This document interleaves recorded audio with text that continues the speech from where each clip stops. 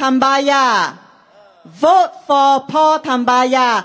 Bukit Panjang residents, please put a cross on Dr. Paul Tambaya's face and vote for him on the 3rd of May. Let's send Dr. Paul to the parliament. Vote for Paul Tambaya. Thank you so much. Thank you. 后面是谁的脸？后面我自己画的，画那个谁呀？连龙花了，你要我叫他滚蛋了，叫他滚蛋，连龙花滚蛋。我们不叫人家滚蛋，叫我们自己进国会。谢谢。Yes, SDP come in. 陈李贵言。5, 6 yours. Yeah, make sure this he be helping you, right? I'll make sure 5, 6.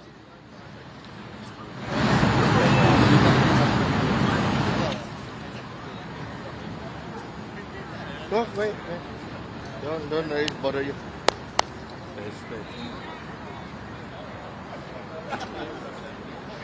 Hello, testing 1, 2. Hello, testing 1, 2. Test. Okay. Ladies and gentlemen, is everybody ready? Is everybody ready? Okay, we need all our other fellow supporters. All our other fellow supporters, please come right now across over, okay? Because basically from what I hear, you may get locked out if you are on the other side of the fence. Come, ladies and gentlemen. All right, good to see everybody here. Very good, okay. And I'm so happy to celebrate with you. Everybody show your flags, everybody show your flags. Blow your whistles! Today is a day we celebrate. Whether it's one person, 100 people, 1,000 people, 10,000 people. Are we ready to thrive, not just survive? Everybody be ready. Hang on! Right, we're gonna start. And this is for us to say what we need to say. Alright guys, over to Jaslyn right here. Okay, while we are still waiting for the last few minutes, please, our merchandise booth is behind. Please support SDP by going to our booth, get a copy of books, get some of our merchandise. We need all the help and we need all the support we can to continue this fight. And also, may I take this opportunity to also thank not just our volunteers, but also our policemen that is working very hard. Thanks for keeping this place orderly and safe for us in case I don't have the opportunity to thank you all. I know you're all over the place looking at us. I know you're making sure that we are very safe. Thank you very much for doing your work. Let's give them a big round of applause, everybody. Come on, let's give them a big hand. They're keeping Singapore safe. Very important for us as well. Thank you so much, all of you. Okay, we're about to start very soon. All right, everybody just gather around. Thank you.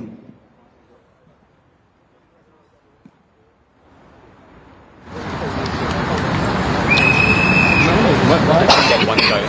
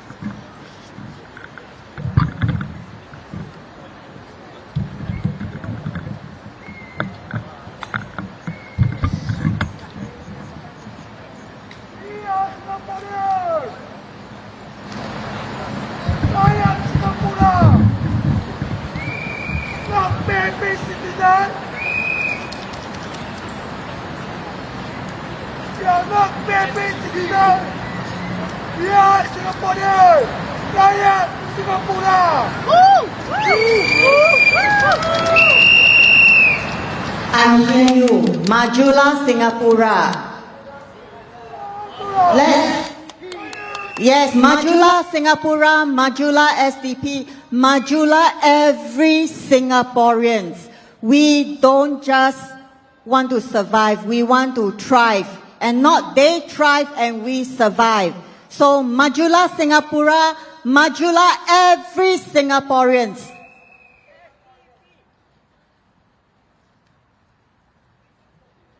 And every Singaporean it should be. Because basically, ladies and gentlemen, I was just talking to her in the car, and I just said, don't you think that everything in Singapore is so expensive?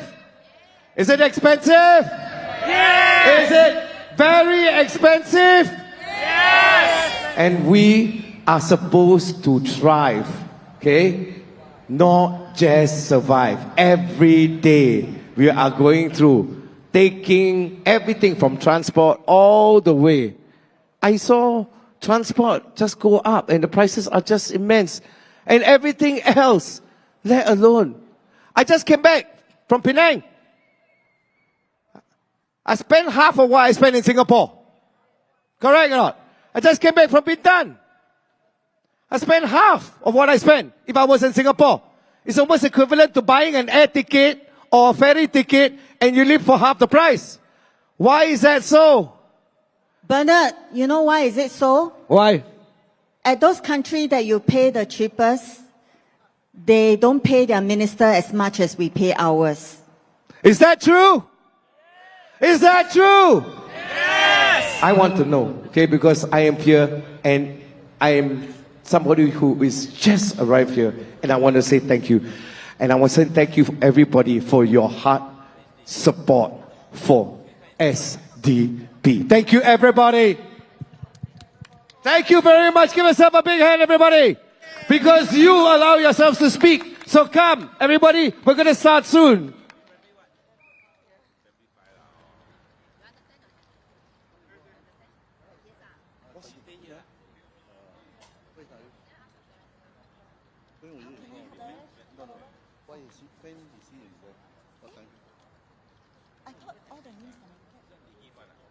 It's not all. Every places will have to submit a certain place. When it's being that's why it's amount.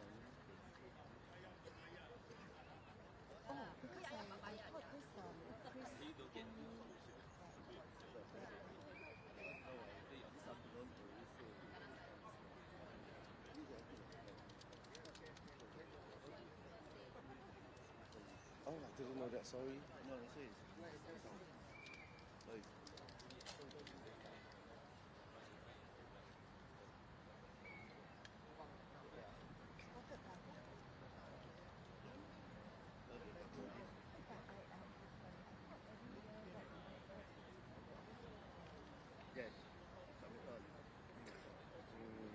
Not yet until Monday.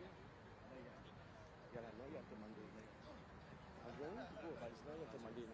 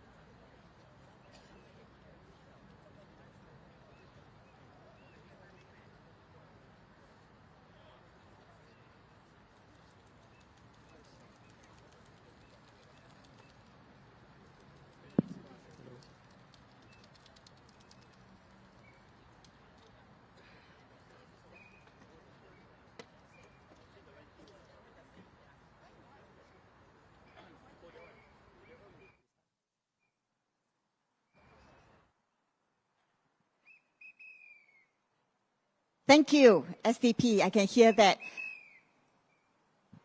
Good evening, Bukit Panjang residents and all those from all over Singapore. Welcome to our rally at Bukit Panjang. My name is Akmal, and together with me is Jesslyn. We are going to be your MCs for today. Thank you very much. 武吉班让的居民，我们新加坡民主党来了，来了！我们很需要你们的支持，我们很需要你投我们 Paul Tambaya 的一票，把它送入国会。不要一票，要很多票。这里的居民，只要你们是武吉班让的居民，请投我们新加坡民主党一票，因为只有新加坡民主党上了那个国会，他们才可以为你发言。Alright, before we invite the first speaker on stage, I will need you guys to support him by cheering very loud so that he got the motivation to speak on the stage. This is his first time speaking on the stage, and I hope you give him the best of and fullest of support. Can you do that? I cannot hear you. Can you do that? Yeah! Before you do that, come, let's have our war cry. SDP! SDP! SDP! Thank you very much. Let us have a warm welcome to our first speaker.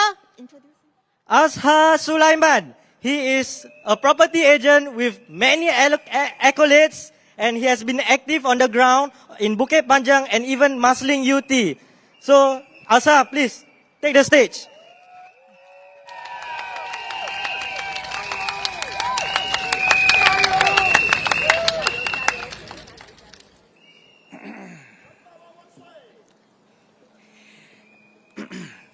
Okay. Good evening, everyone. Thank you. My name is Azhar Sulaiman. It's truly an honor to be standing before you tonight. Before we begin, have everyone had your dinner?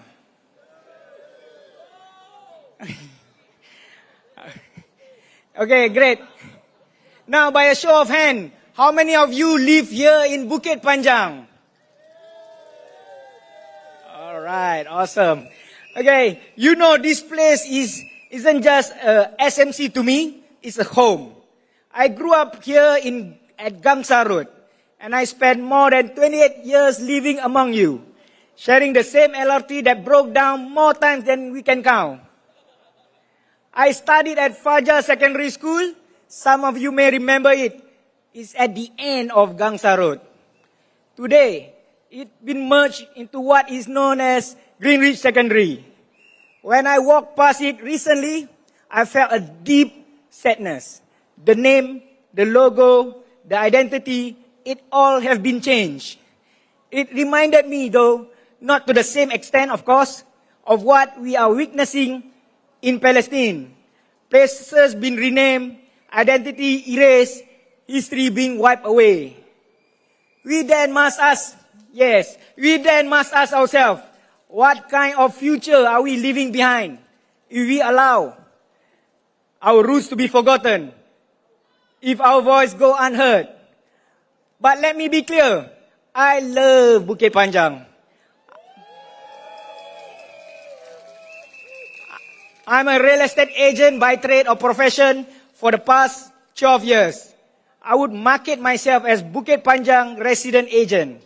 I would push as much of my clients to buy a house in Bukit Panjang as much as possible.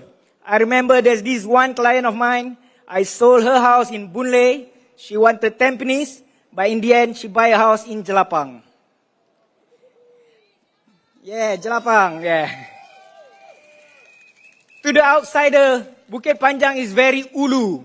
It's not very popular or matured like Jurong or Bedok. But I always tell them, zoom out our Singapore map. We are nearly the center of the island. We are the heart of the island. We are like Toa Payoh, but on the opposite side.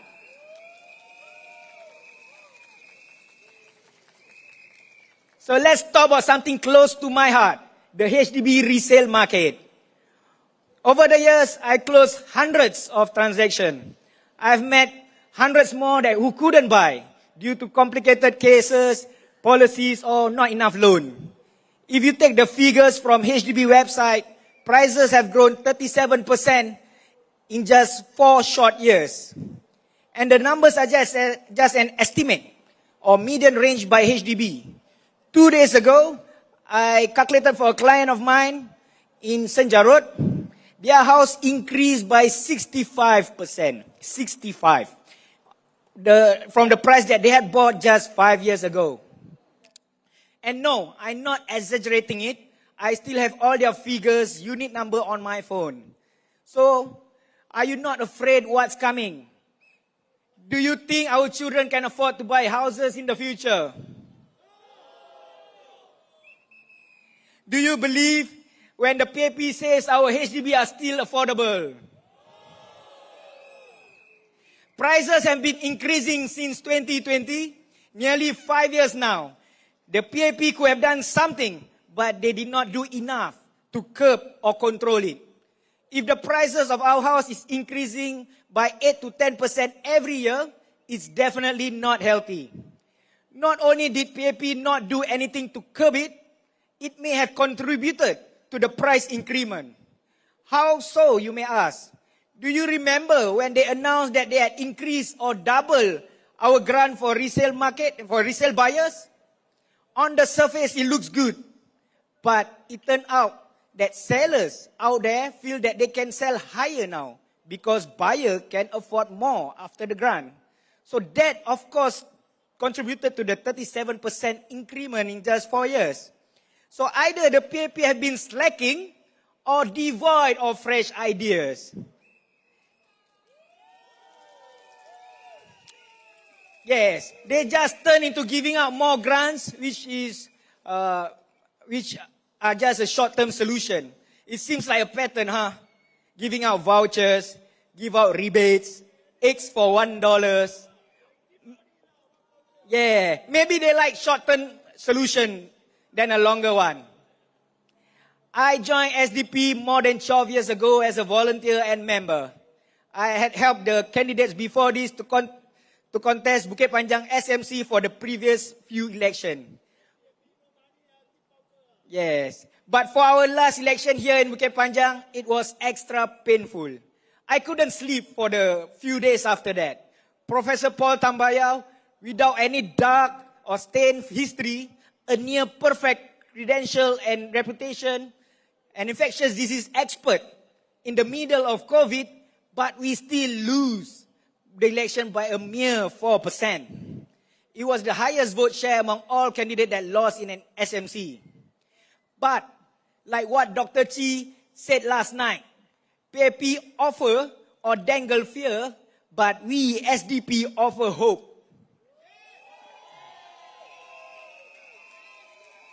Yeah. Bukit Panjang in short stands for BP. It also stands for brave people. We will be the beacon of hope shining brightly from the north. Let PAP know courageous is contagious. Bravery is not that we don't have any fear, but because we overcome the fear that they had tried to instill on us from the very young. So come 3rd May, you, the brave people of Bukit Panjang, let's vote Dr. Paul into the parliament. Let's send them a message. We are not statistics. We are a community. When we stand together, we don't just take part. We take charge. Bukit Panjang, be the beacon of the north. Light the way. Thank you. And jadilah orang yang berani.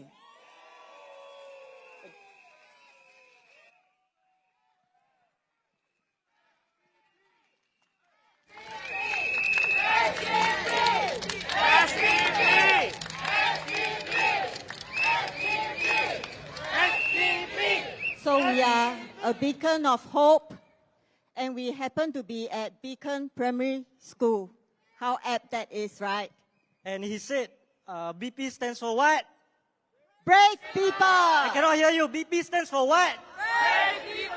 That's right. So the next candidate that will be speaking, or the first candidate will be speaking today or tonight, is a person with brave attitude and with brave character. Guess who is it? Don't know, right? Of course. But before we introduce him, besides voting for Dr. Paul Tambaya, SDP have 11 candidates that we hope that y'all will help to send them to Parliament. So who are the 11 candidates? We have Sembawang West. Any of our Sembawang West residents here? Sembawang West for Dr. Chee Soon Juan. Dr. Chee Soon Juan have to be in Parliament. Thank you. And we have the Marsiling UT. Marsiling UT team. Who are the 5 candidates? Is it 5? 5. Who are the 5 candidates? Cannot hear. Who? 4. Who are the 4 candidates? Jufri? Jeffrey Salim. Alfred. 2 more. Arifin. Last one. Dr. Jijin Wong. Wong. No, it's not Alfred, it's Alec. See, we are testing you. So, Marsiling UT, our 4 candidates, we need your vote to send our Marsiling UT to Parliament. And then last but not least, our Sembawang GRC. Sembawang GRC, our 5 candidates, one of them will be your speaker, which we will introduce the last. Our first Sembawang candidate, Suraya, who has been with the party for a very long time. For more than 18 years. As long as me, I'm sure, because we are both the Tabole Tahan protester together back then in 2008. And then we have... Okay, but before that, right, because of time constraint, we have the candidate ready. And before that, can I hear some cheers from you, all of you? I cannot hear you. Let's welcome Dr. James Gomez.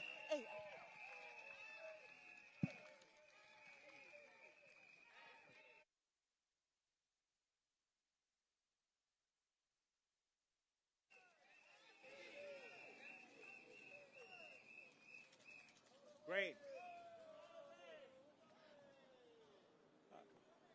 Good evening. How are you? Very good, very good.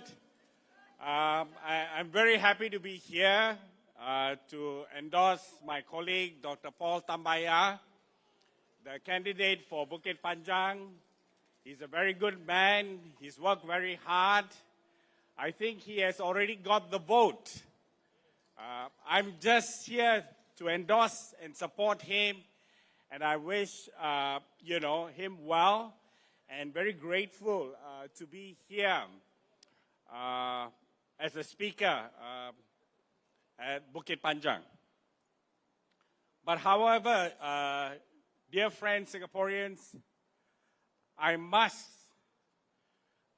address the issues in Sembawang GRC and Sembawang West.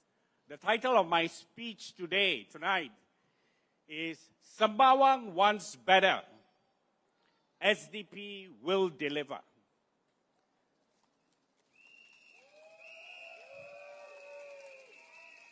Fellow Singaporeans, residents of Sembawang West and Sembawang GRC, I'll come straight to the point. Instead of addressing the cost of living and healthcare costs that's hurting Singaporeans, Ong Ye Kung, the PAP's health minister and candidate in Sembawang GRC, spent most of his speech yesterday throwing barbs at the Singapore Democratic Party.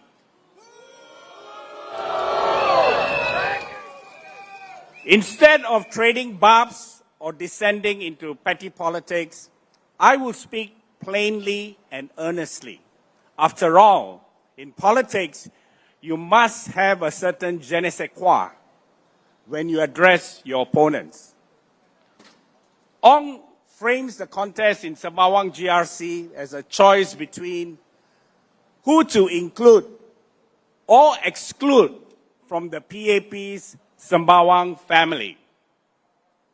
So let me be clear with our intentions.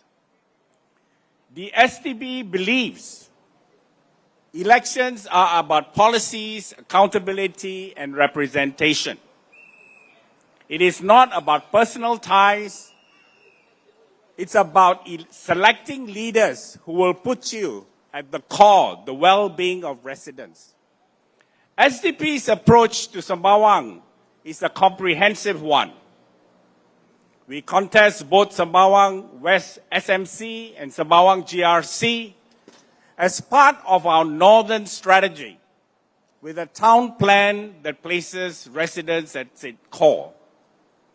It is presumptuous of Ong to assume he has the voters' automatic support in Sembawang GRC. No, he does not. And we in the SDP do not believe in his right to this entitlement. We believe in earning the voters' trust through our commitment to speak for the residents as SDP MPs. MPs who are not afraid to challenge bad policies, MPs who won't be silenced, MPs who will ask the tough questions and fight for better answers. Thank you. So while Ong and the PAP argue who should be in or out of their family, the SDP is here to build a larger, more inclusive Sembawang community, one where every voice is heard and every resident matters. And while we are in the subject of Ong's Sembawang family, Ong should ask himself why he abandoned his Aljunied family.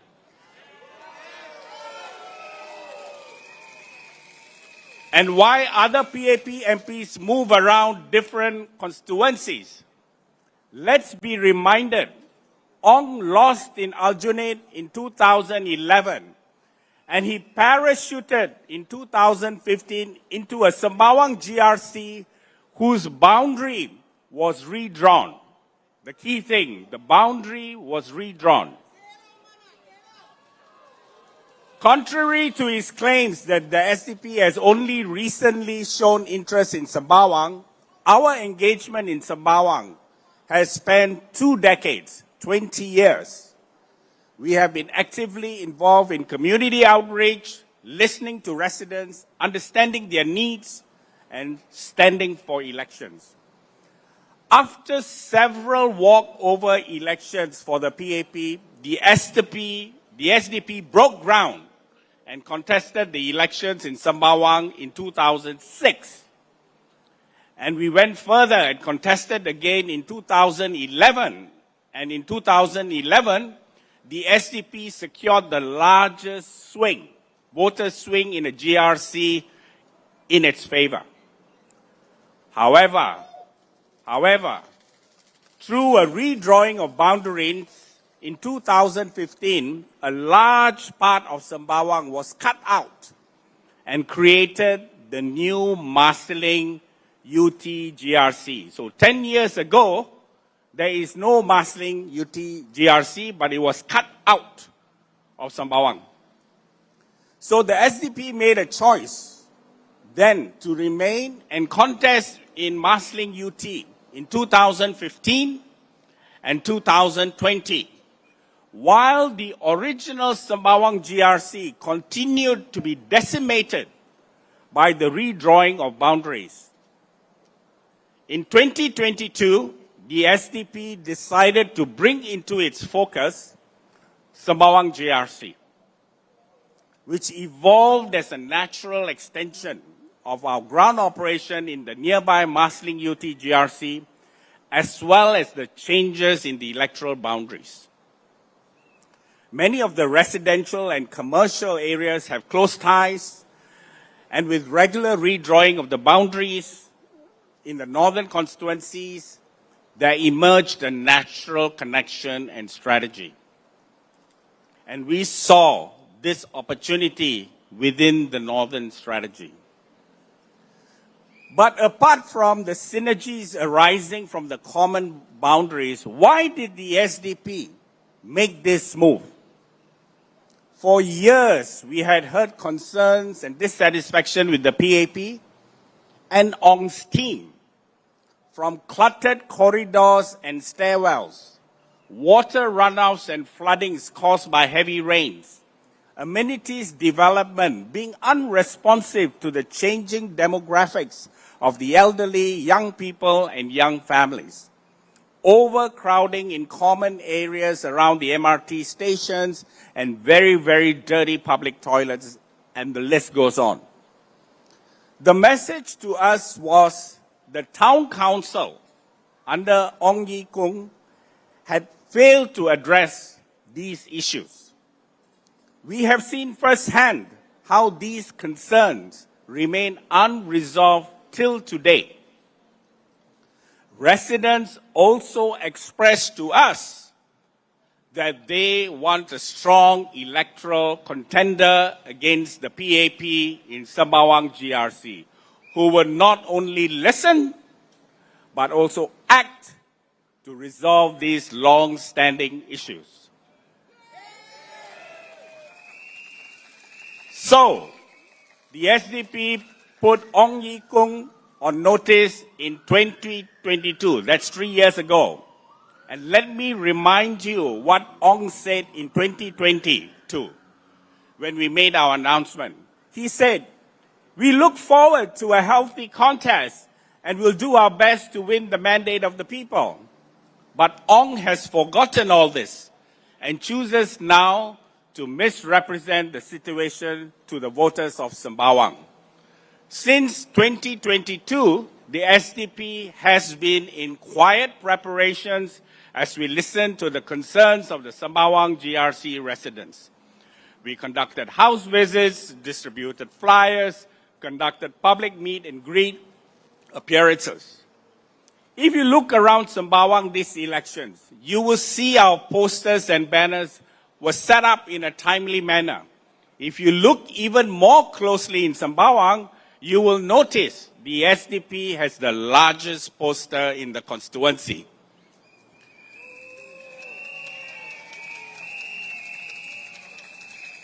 The desire to have SDP MPs elected in Sembawang GRC and Sembawang SMC is strong. You see it reflected in the growing team of dedicated and energetic volunteers who are largely from Sembawang and who are driven by the belief that real change is possible if we stand together as a community. To address the residents of Sembawang, tomorrow, the SDP will release its town plan. It will lay out our vision for a well-maintained Sembawang and an inclusive community. These are the reasons why we are contesting in Sembawang GRC and Sembawang West SMC as part of SDP's Northern Strategy that also includes Marsiling UT. The attempt this afternoon by PAP's Alex Yam of Marsiling UT GRC to press for explanation for the action taken by political parties to the changes in electoral boundaries is moot, because part of the problem is the absence of an independent election commission. And the opaqueness around the redrawing of boundaries, issues that need to be fixed by a multi-party parliament. I want to end by responding to one final point Ong made yesterday. He claimed that electing an SDP MP would harm Singapore's international credibility. That is just fake news. A strong political system is not built on one-party domination. It is built on checks and balances, robust debate, and the freedom of diverse voices to shape a shared future.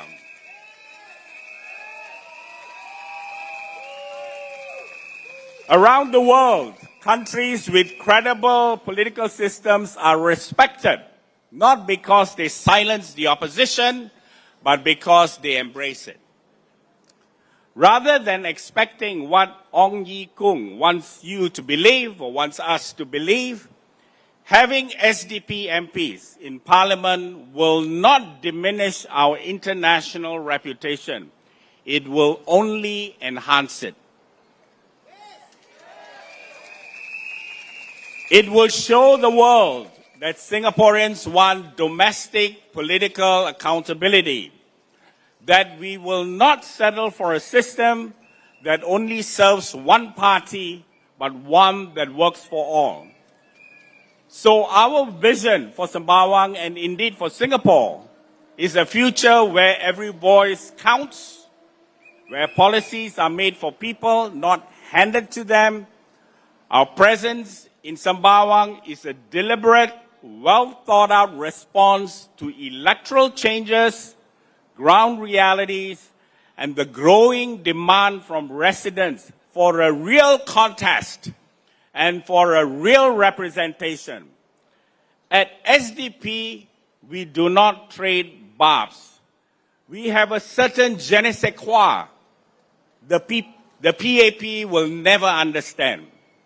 Vote for SDP, vote for SDP MPs, and thank you very much and have a good evening.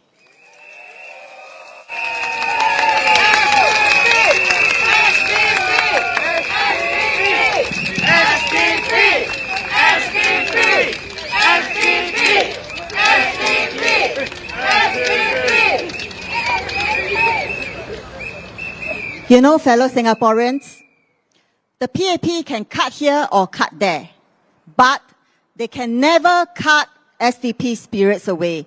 No matter where they cut, we will always be there for you Singaporeans. They cut Bukit Batok, we go Sembawang West. Let's not be afraid of them. This is what SDP stands for. We are resilient. We never say die. So, fellow Singaporeans, follow me. SDP! SDP! SDP! Come May 3rd, I urge all our fellow Singaporeans, when you go to the polling, please vote our 11 candidates into Parliament. Because these 11 candidates have that spirit. We are brave people. That's right. So, what does BP stands for again?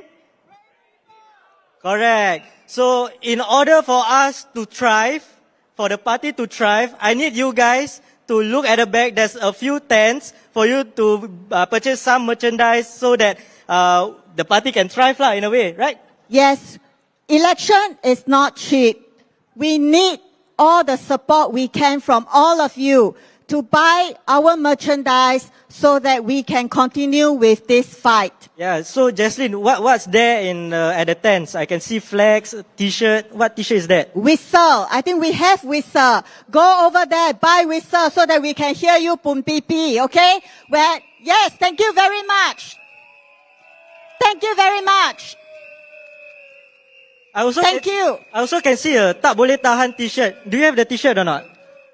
I actually have the first Tak Boleh Tahan t-shirt. Later I'll wear it. That t-shirt is a collector's item because I think in Singapore there might only be two. One belongs to me and the other belongs to Chee Seok Chin because we are the only two that doesn't have our t-shirt confiscated. So later, let me wear for you and show you. That was back in 2008. SDP has already raised that, the rising cost of living has made your Singaporeans tak boleh tahan. Repeat after me. Tak boleh tahan. Correct. Fast forward to 2025. Same PAP government. Has they made your life better? So, we need all your help. We need all the residents that all our candidates are contesting to vote. And those non-residents, we also need your help to go to our booth, go and buy our merchandise, and also sign up for volunteers. We need polling agents. We need counting agents. We need also all our ground ops. Yeah, ground ops, help fire us. distribution. Correct. Do door to door. Yes, we need all the help we can. Because we are in all this together. We are all fellow Singaporeans. SDP don't just want you all to thrive. No, don't just want you all to survive. We want you all to thrive. And to thrive, we have to do it together. Okay? Now, let's introduce our next speaker. So our next speaker is master of pantun. You know what's pantun, right? The poetry. So I'm not sure whether he's gonna say some Malay poems here, but let's see what he's got today. And I hope you guys give him your fullest support. Can you do it? Okay, let's invite Encik Daman Huri Abbas. SDP!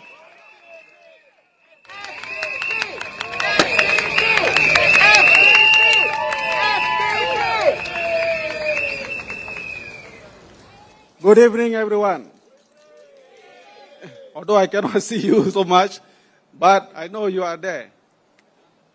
We are very happy to be back in Bukit Panjang to meet you after 10 years in a rally stage.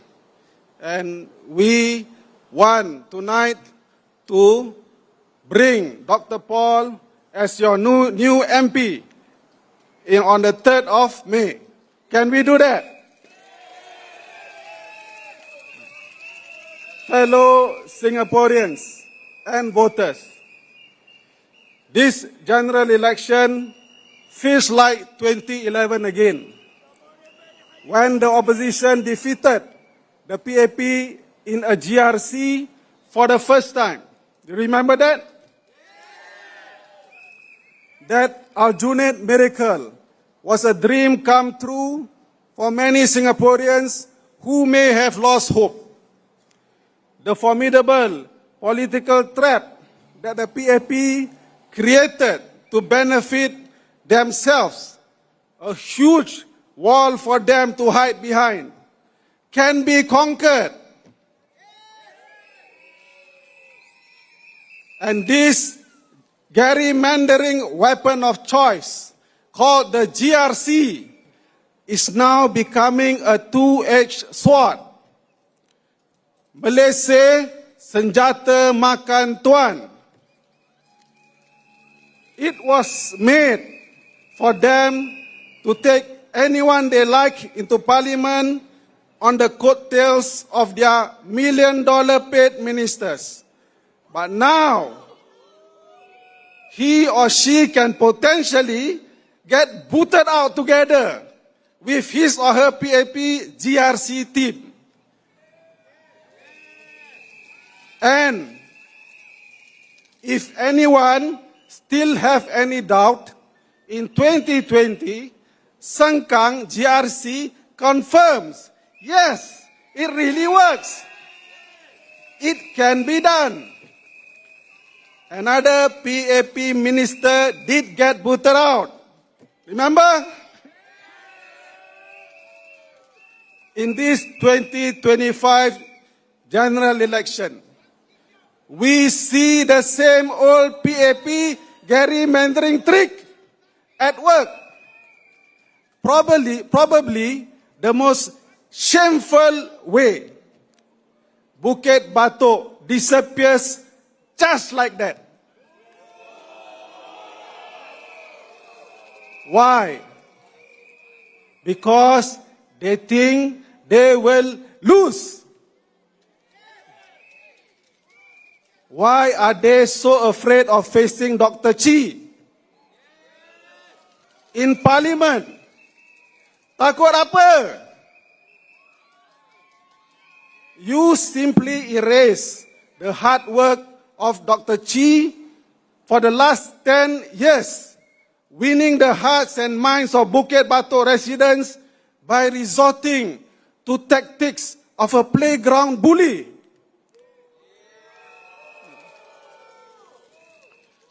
And Mr. Ong Ye Kang last night at the PAP rally accused Dr. Chi of abandoning Bukit Batok. My God.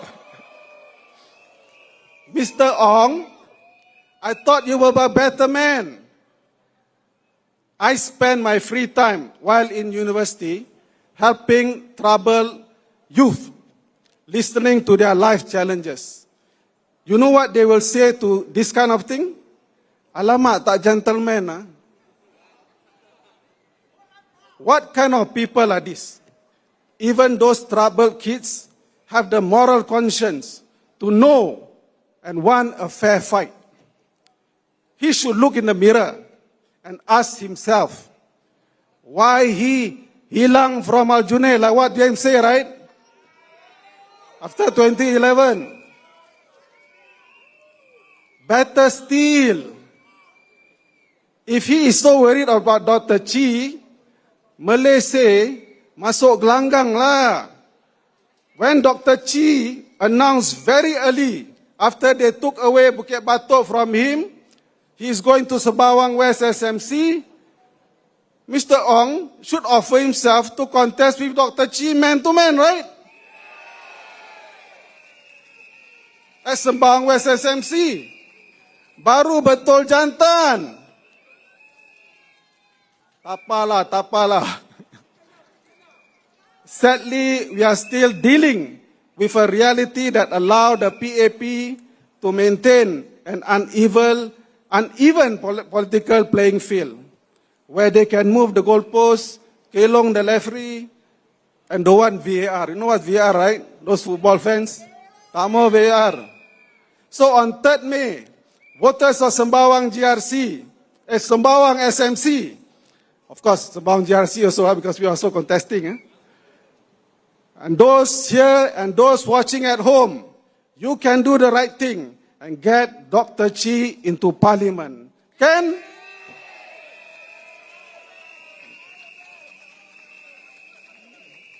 But tonight, we are in Bukit Panjang SMC. Tonight, it must be about Dr. Paul. I call him the gentle giant of a man. He is a professor, but he speaks like us. Listens to the voices of the common folks.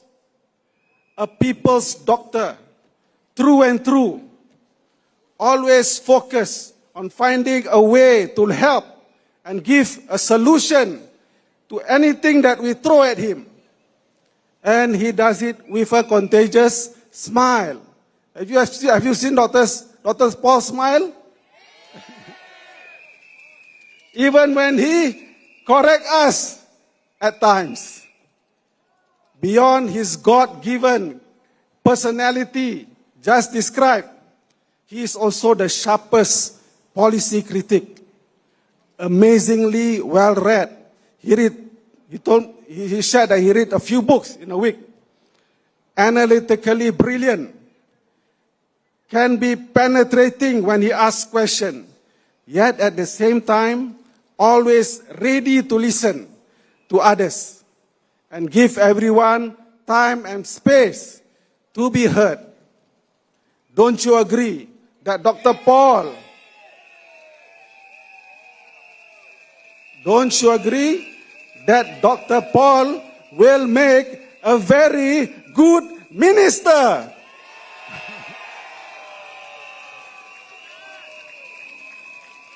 So, Bukit Panjang voters, you almost put him in Parliament in 2020. Remember when we were covered up, our faces were covered up? But then, he had only 9 days of campaigning, remember? To reach you. Because SDP pulled a last-minute surprise. We moved him from a GRC to Bukit Panjang SMC. Now, he has spent the last 5 years working very hard to reach you within the constraints of his doctor and teaching profession. But I am confident a good amount of voters now knows him and are informed of what he can do for you as your MP in Parliament. When you vote him on May the 3rd. So Bukit Panjang, are you ready for change? Can we put Dr. Paul into Parliament? And make Bukit Panjang a base for SDP? So that we can plant our tree of hope for Singapore? Let's do it then. Allow me to speak in Malay now. Para pengundi Bukit Panjang, anda bakal melantik seorang anggota parlimen yang akan menjadi pemangkin. Pemangkin is catalyst. Perubahan, change. Yang rakyat Singapura menanti-nantikan. That we have all been waiting. Dr. Paul adalah seorang doktor dan profesor yang berjiwa rakyat, prihatin dengan masalah dan cabaran yang dihadapi oleh golongan terpinggir, the marginalized, dan golongan yang kurang mendapat perhatian, those that the PAP don't pay attention to. Pertama kali saya berjumpa beliau ialah pada tahun 2015, sebab tu pilihan raya pada kali itu.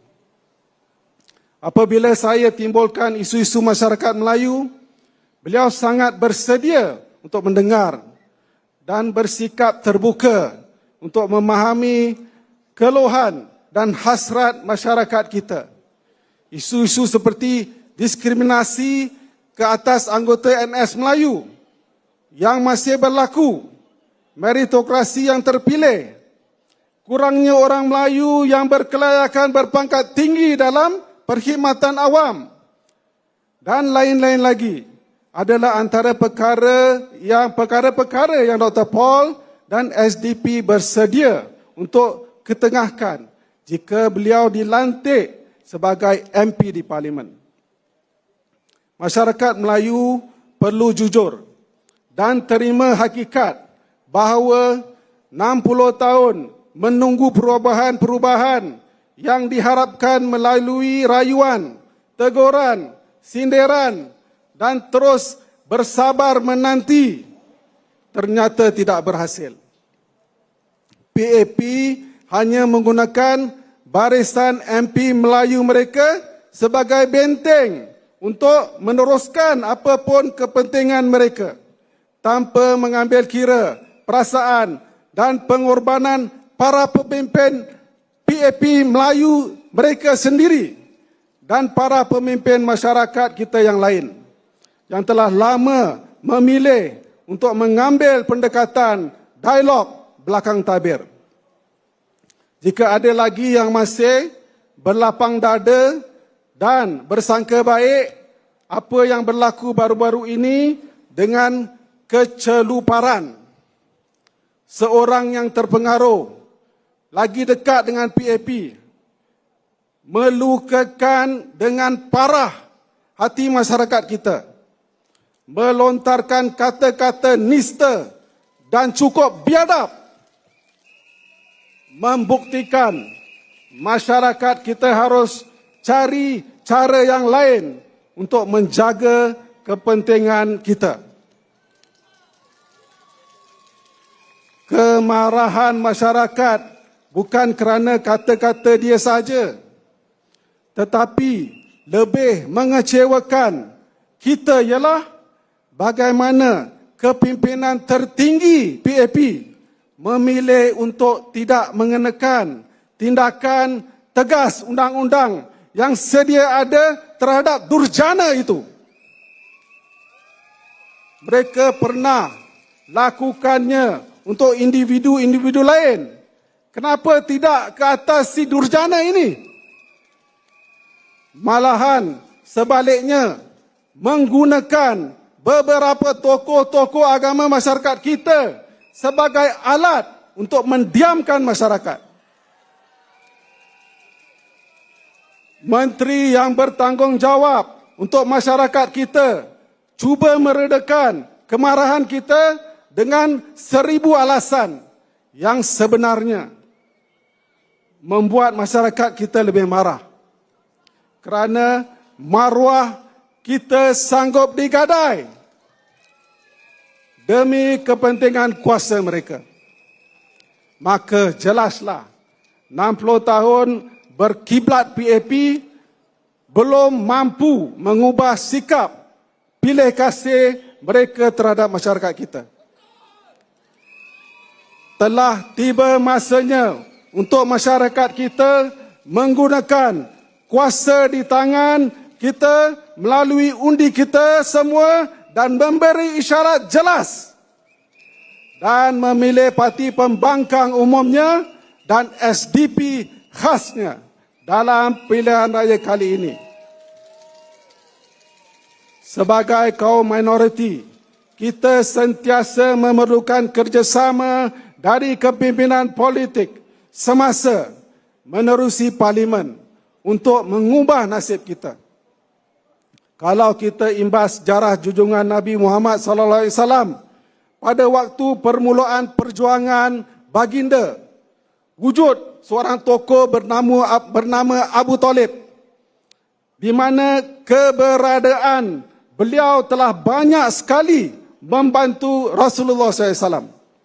Berdepan dengan cabaran-cabaran golongan mereka yang berniat jahat dan golongan yang bersekongkol dengan mereka. Beliau, Abu Talib, adalah seorang bukan Islam. Mungkin dengan memilih untuk melantik Dr. Paul sebagai wakil rakyat Bukit Panjang anda ke parlimen, beliau bakal menjadi Abu Talib kita yang akan membantu masyarakat kita bersuara dengan lebih jujur dan lebih baik dari sebelum ini, insya-Allah. Finally, voters of Bukit Panjang, you are poised to make history. If you vote for Dr. Paul in this election and get him elected into parliament as your SDP MP, we in the SDP will do our utmost best for you with him to serve and protect your interests and be your loudest voice in our next parliament. So, vote for Dr. Paul. Thank you and good night.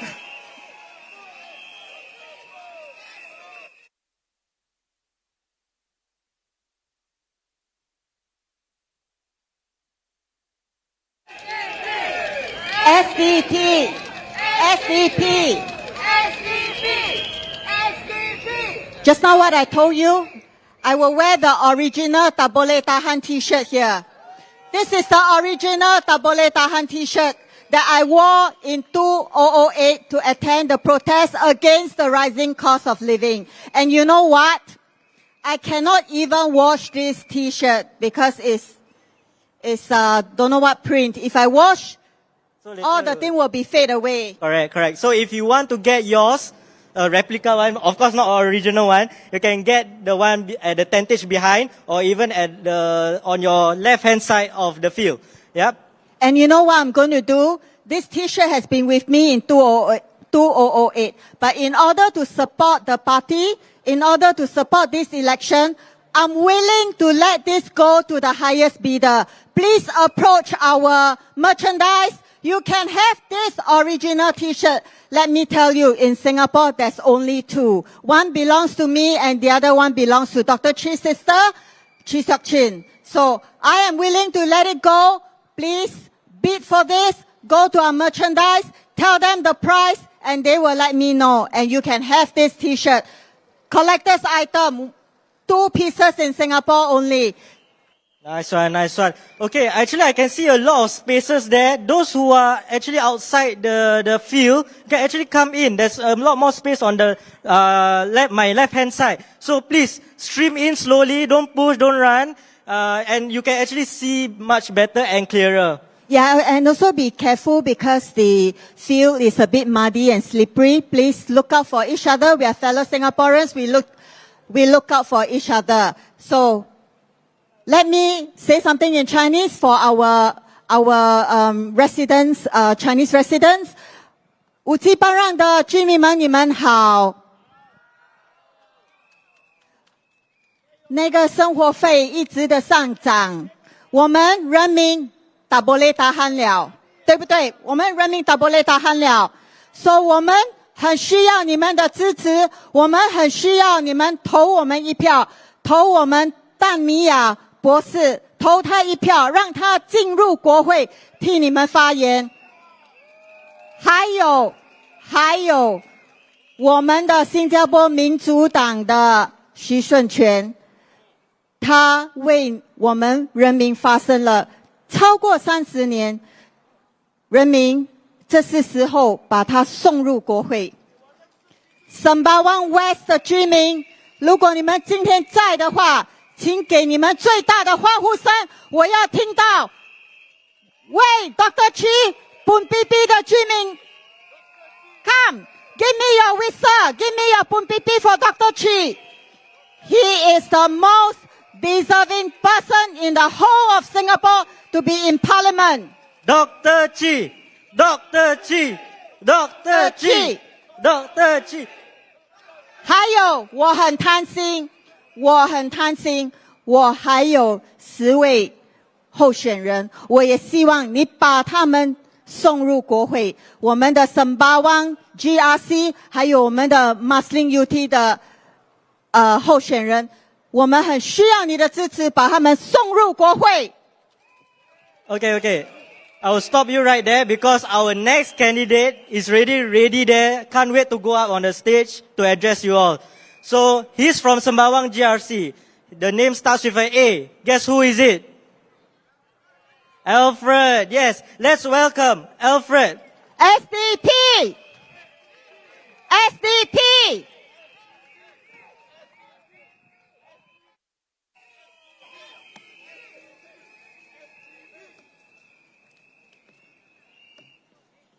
Well, some time has already passed, so we want to just check. Hello, people from Bukit Panjang. Where are you? Good. People from Muslim UT, are you here? Sembawang West. Good. And the GRC I'm standing in, Sembawang GRC, are you here? Fantastic. Well, we know the problems with our Singapore political system. I'm not going to repeat it. You know, we have a messed up election system. We have a GRC system where we allow people to move in on the coattails of more prominent ministers. We know the issues that we see, no matter how much the government denies, of Mr. Mandarin. Despite all that, SDP will fight on for Singaporeans. Mr. Ong Ye Kung went to Aljunied GRC, tried to prove himself, and he lost. He lost in a GRC. What did Dr. Chee Soon Juan did? He went to Bukit Batok, worked on the ground for 10 years. He lost narrowly at the last general election. And what happened? He wanted to prove himself again. But what happened? PAP takut.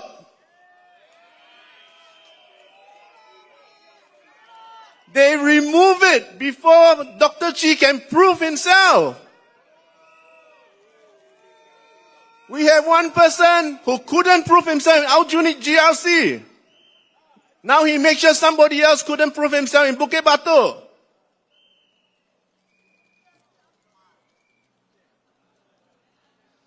Never mind. Sembawang GRC Town Council, when we take over, Sembawang West residents, don't worry. We will also look after you.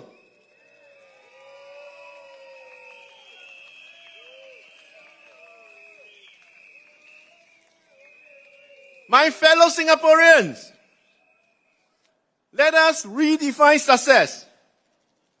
The PAP chases GDP like a religion.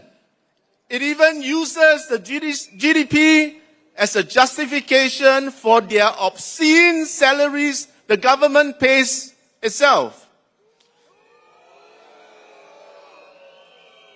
Pain, I pain also.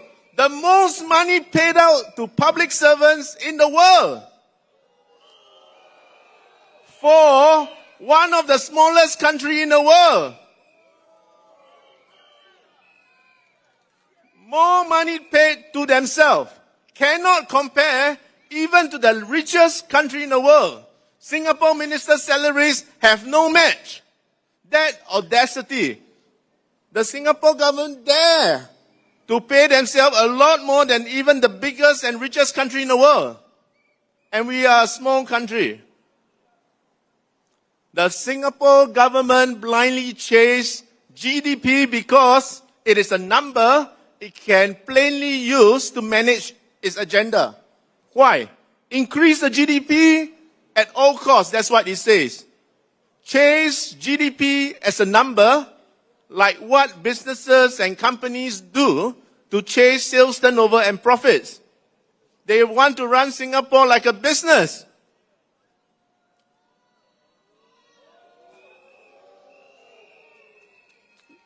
Let's talk about the recent GST increase. Increase the GST, you increase the GDP too. Clever. I increase 2% overall, the GDP will also increase 2% at a minimum, since the prices will be higher now. If the GDP of Singapore is US 500 billion, you increase 2%, it will go up by another US 10 billion. Easy thing, very easy for the PAP government to do when it is driven and focused by GDP as a KPI. And especially with not much answering to do in Parliament. After all, there's only 10 dissenting votes. I let them make the noise, I don't care. The PAP government bulldozed its way to have the GST increased, despite protests from the opposition. The government claimed the increase is needed. The government claimed it collects only what is needed and only when it's necessary. The government claimed that it is careful, prudent in its estimates. It prides itself as first class, since it pays itself so much money for the exemplary work it does. Nobody can do a better job than the PAP government, it thinks. Yeah, that's right. Because that is what the PAP government also want you to think. But you are smart. And what? Lo and behold, it ended with a surplus of $6 billion. So much for its financial management. Poor marksmanship. Bobo King. No marksmanship award. Boy Chun ah. Jin Boy Chun. Is the GST still justified? Was it needed? Now, who scrutinized the proposal in the first place? Who asked the hard questions? Sembawang GRC residents. Did your Sembawang MPs voted for it? Did they agree that GST was truly needed? Did they take the government to task for the overestimation and overcollection? Yeah, they just keep quiet. Is that what your voice in parliament sounds like? Hey, increasing tax is not a simple thing. It is a hard decision. You can use your rationalization to justify it. Easy.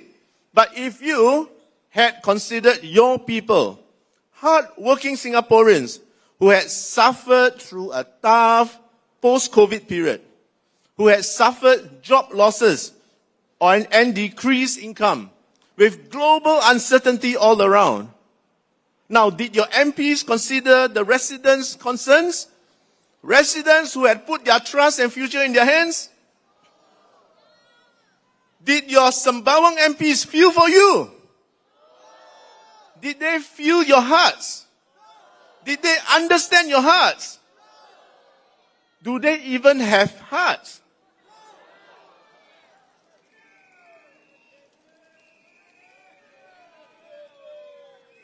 Did you expect your elected PAP MPs to voice your concerns and stop the GST increase? What has Ong Ye Kung and his merry team of 4 other MPs say to prevent this unnecessary increase? You think they will tell their boss no? Or maybe they were sleeping? Or worse, they don't care what you think. Did they speak your voice? Or did they make you listen to their boss's voice? Is it your voice or their voice? SDP MPs will not take your voice and concerns for granted. What kind of MPs do you want to represent you? MPs working for you or MPs making you work for them? Vote carefully, my dear residents. Do not forget the pain and frustrations you have suffered in the last 5 years. Remember that. Remember the pain, remember the frustration. GDP does not measure happiness. It does not measure mental health, family time, or dignity. And that is why the SDP proposes using the Genuine Progress Indicator, GPI, a scorecard of sorts, is a measure that accounts for social, environmental, and emotional well-being. Because real progress is not just in dollars. It is in the dignity of our elderly, the hope of our youth, the strength of our communities. It means truly living.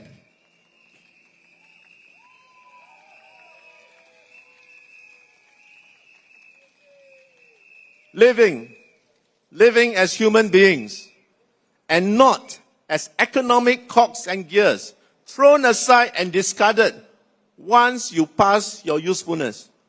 It is not what it is. It must be about who you are, and not about what you are. Now we gather at the crossroads in our nation's story. A moment not just to reflect, but to choose. To choose not merely with calculation, not just with numbers, but with heart. Because in the toughest decisions on housing, healthcare, education, wages, workers' safeguards, and dignity, it is our collective conscience that must guide us forward. For too long, our policies have been driven by cold economics, not warm empathy.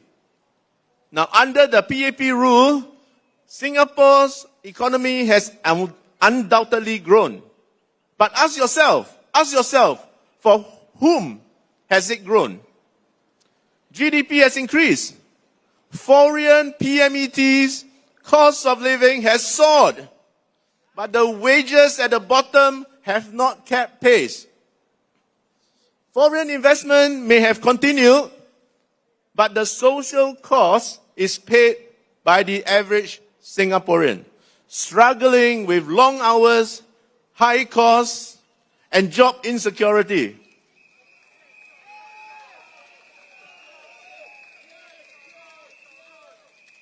Now we at the Singapore Democratic Party say this must change.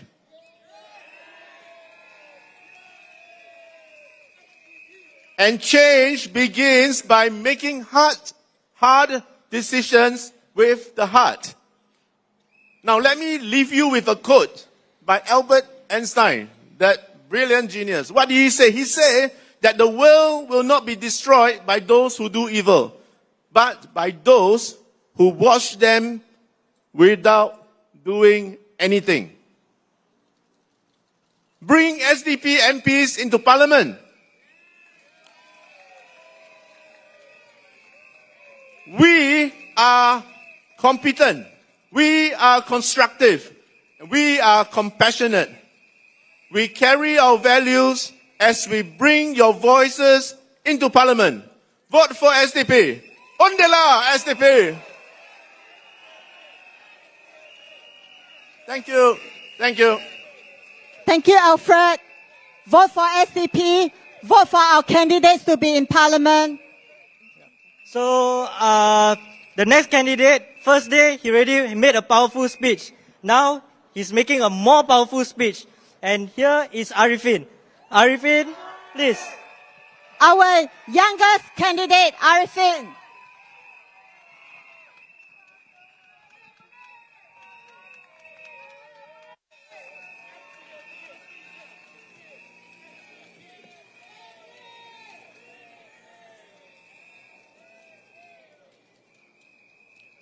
Residents of Bukit Panjang SMC!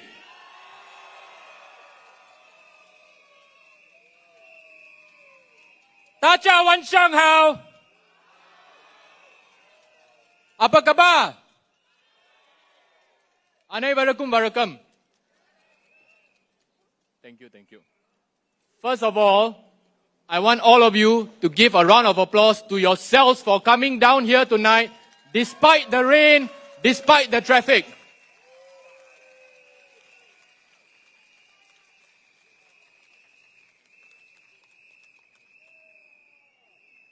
You do that because you want to make an informed decision for yourself and for the future of Singapore on the 3rd of May.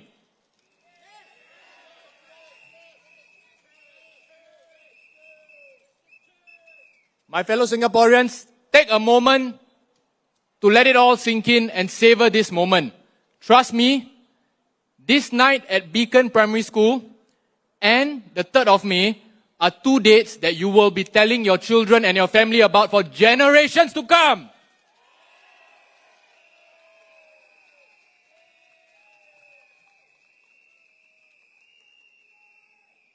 The eyes, remember guys, tonight this is the only rally in Singapore.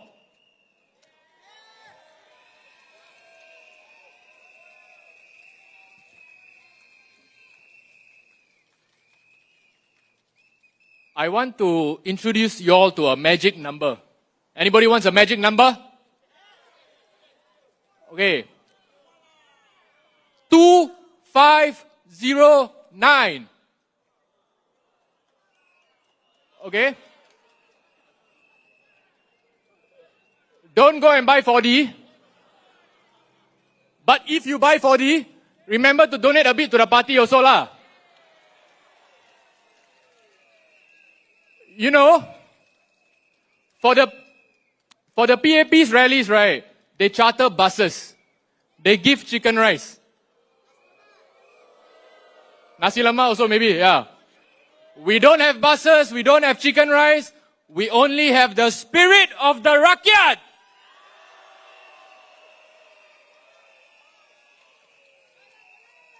Well, brothers and sisters, jokes aside, jokes aside, 2509 is the number of votes that decided Bukit Panjang SMC at the last election.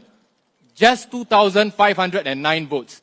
So remember, every vote counts. So for those of you who are overseas and whatnot, please send in your postal ballots. Before the ballot box, we are all equal. It doesn't matter if you're $1 million minister or a working class hero. We all get one vote, one opportunity to change our lives and to build the new way forward for Singapore together.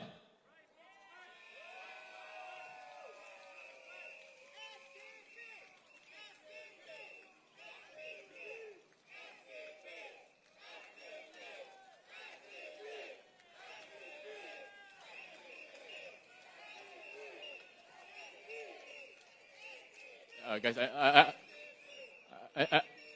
need to finish my speech, guys. Okay, listen.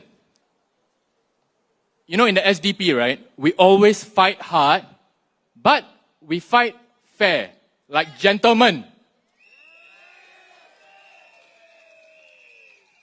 What's on the table tonight is the values that we want to uphold as a society. What are the values that we want to impart to our children? In football terms, we go for the ball, not the man.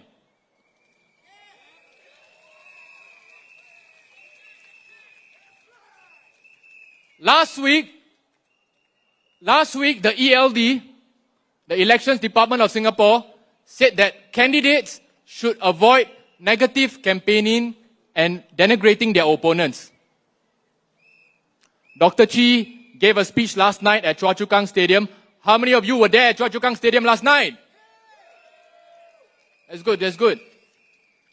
Dr. Chi's speech was focused on the future of Singapore and policies, bread and butter issues, and a single-minded focus on wanting to serve Singaporeans.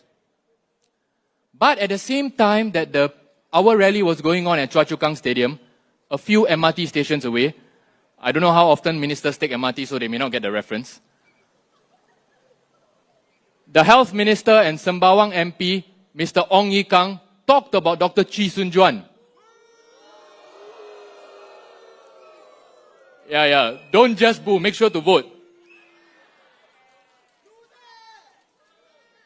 You might have seen the headlines and the comments on Reddit. Honestly, my fellow Singaporeans, hand on heart, I was quite surprised to see Minister Ong say that. He's quite a gentleman and he makes good TikToks, I guess. He said that Dr. Chee abandoned Bukit Batok.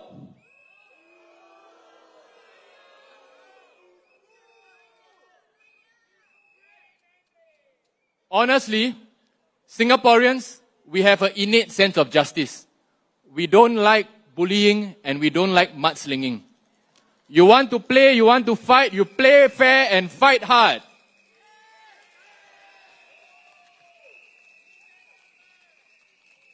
My friends, I want to tell you a story tonight. A story about my friend.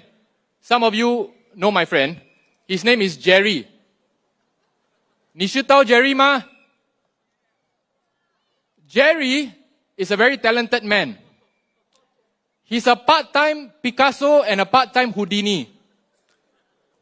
He can draw, redraw, make things appear, and make things disappear. So, do you all know who Jerry is? Mr. Pritam Singh once asked Minister Chan Chun Sing in Parliament, is there gerrymandering in Singapore? Minister Chan Chun Sing said, we leave it to Singaporeans to see for themselves, to decide. So Singaporeans, let me ask you tonight, is there gerrymandering in Singapore?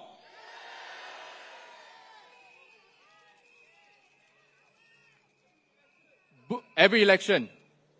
Bukit Batok SMC, where Dr. Chee spent his blood, sweat and tears working tirelessly for 9 years, was wiped off the mat with a stroke of a pen. But then the PAP say he abandoned. You know, young people, we call this gaslighting. Now, I think we Singaporeans have a few questions for Minister Ong, don't we, my friends? And just like Minister Chan said, I will let the people decide. Number one, Minister Ong himself stood in where in 2011? Aljunied, that's right. And then did he abandon Aljunied when he stood in Sembawang in 2015? DPM gun was shifted at the last minute from Choa Chu Kang to Punggol. Did DPM gun abandon Punggol? Same for Minister Tan See Leng, who took a journey to the west. So you know it's a crisscross. Finally, and this is my favorite example, Ng Chee Meng.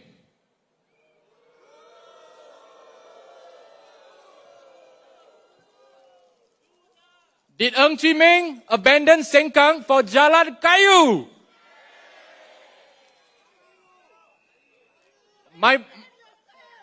My fellow Singaporeans, if this was a football match, we will be saying, referee.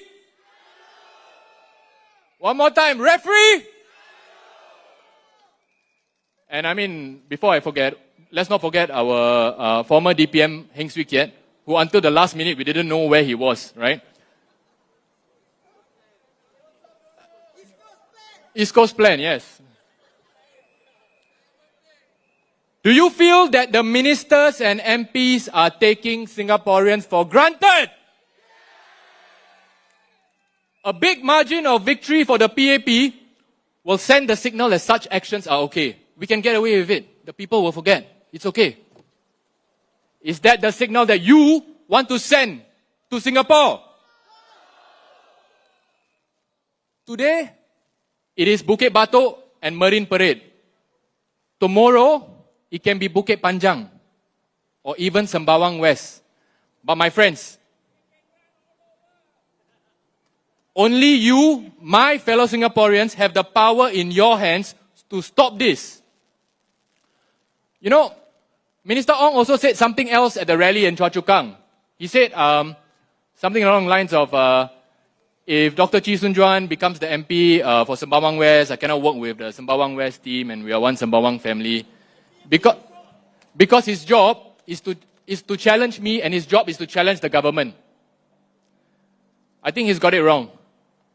Dr. Chee's job or any MP's job is not to challenge the government, but to uplift the lives of Singaporeans.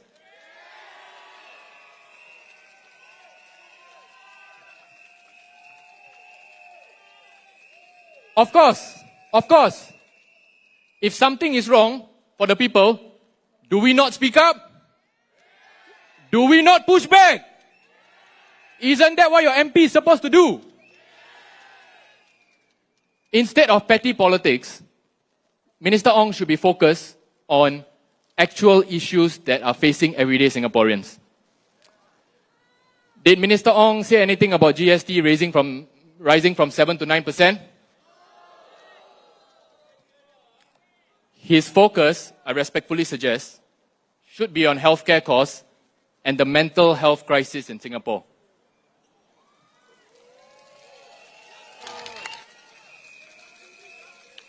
You know, how many of you remember GE2011?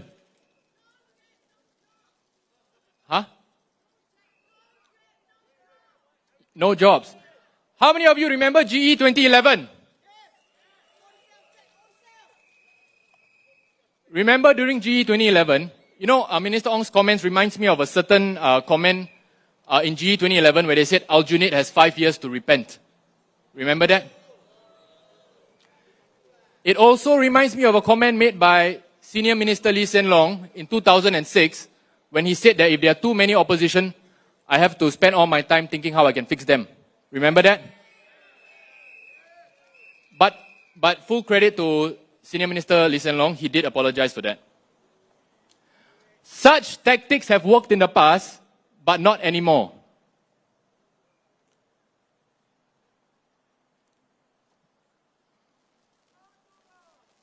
And then this morning, when I was about to finish my speech, I was leaving my house.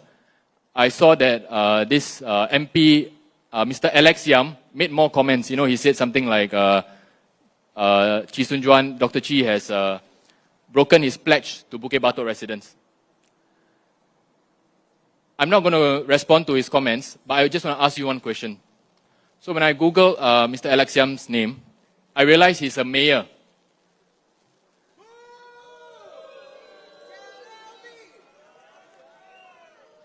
You know, every time I see the word mayor, right, for some reason, I'm reminded of Powerpuff Girls. You know, the mayor of Townsville. But at least, I know what the mayor of Townsville does.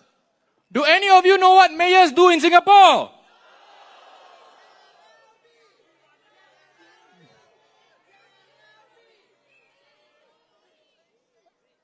Guys, how many mayors do you think we have in Singapore?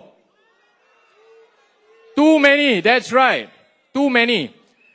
And guys, listen up. Do you know what's a mayor's salary in Singapore? I know it's too much, but how much? Correct.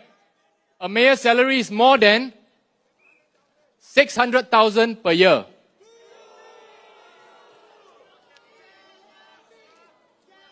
Is this a good use of taxpayers' money? Do we need so many mayors?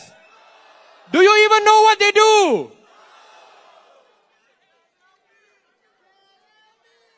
All we want is for the PAP to play fair and give us a fair playing field. That's all we're asking for. We are Singaporeans. We know which way, how people play fair, and end of the day, let's be real. We all don't like bullies.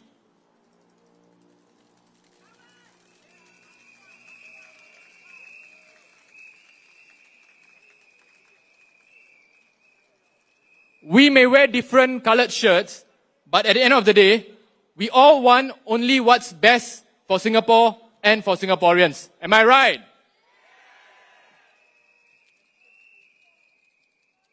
So enough about the others. See, Dr. Chi has spent his entire adult life fighting for you and fighting for Singapore.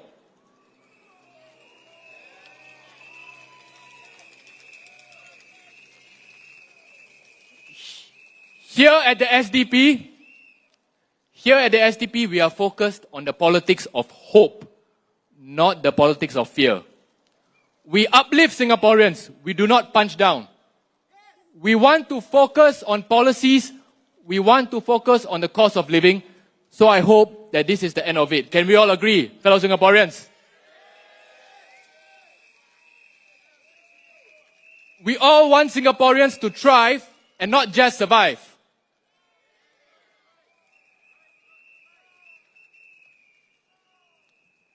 Now, ladies and gentlemen, let's bring the issue back, bring the conversation back to Bukit Panjang SMC.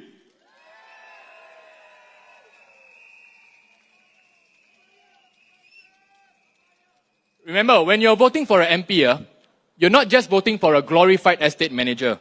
You are voting for an elected representative to voice out for you. Elections are more than just sheltered walkways. My fellow Singaporeans. You know, before the GE, the PAP backbenchers always like to say, oh, we will speak up for Singaporeans, we will speak up without fear.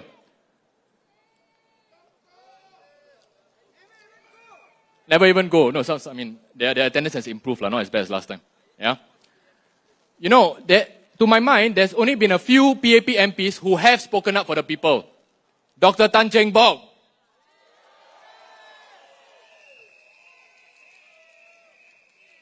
Mr. Inderjit Singh,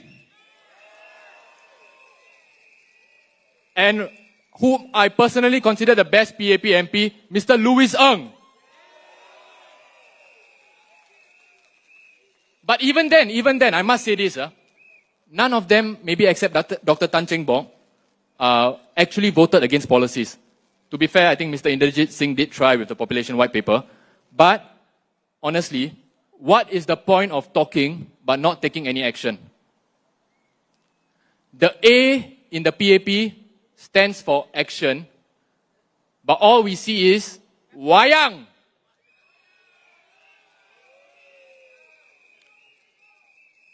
my fellow Singaporeans, remember how many PAP MPs voted against the GST hike? Sorry, I couldn't hear you. How many? The reason why is because they have the PAP whip. The PAP whip says you get in line and everyone gets in line. But, so it doesn't really matter how good or strong your MP is if he's on the back bench. Because if the PAP whip says get in line, everybody falls in line. But they might have the PAP whip, we have the people's rotan.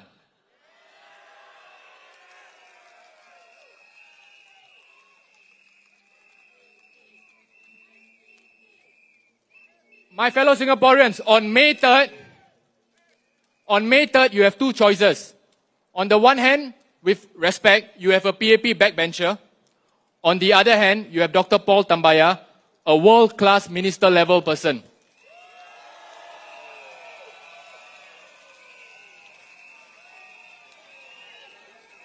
Dr.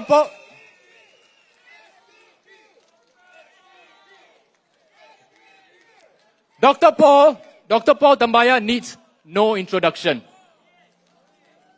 What you need is an MP, residents of Bukit Panjang. What you need is an MP who is tireless on the ground, who is relentless in his advocacy, and who is, most importantly, fearless in Parliament. And this part is very important. This part is very important, especially for those of you at home. I want to address some misconceptions, right? In the past few days, you would have seen town plans going around. You see them in Marsiling UT, you see them in Bukit Panjang and whatnot, okay? So earlier today, I was sent a link to a Petir article for Mr. Liang Eng Hua's plans for Bukit Panjang SMC. For those of you who don't know what Petir is like the PAP's newspaper, right? If you think that our mainstream media was bad,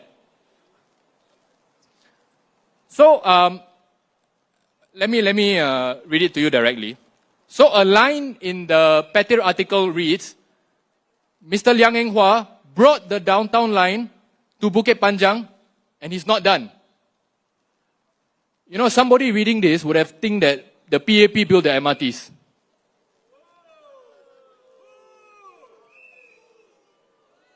I want everyone to take a moment to understand this, okay, and explain this, especially to older voters or people who may not understand the difference between the government, the civil service, and an MP. Your MRT lines, your roads are planned years ahead. You know, you have your master plans, you have town plans, and these are things that are provided for by LTA and HDB. You know, if it's anyone who deserves credit for building the MRTs, it's the tireless blue-collar workers and the migrant workers in Singapore.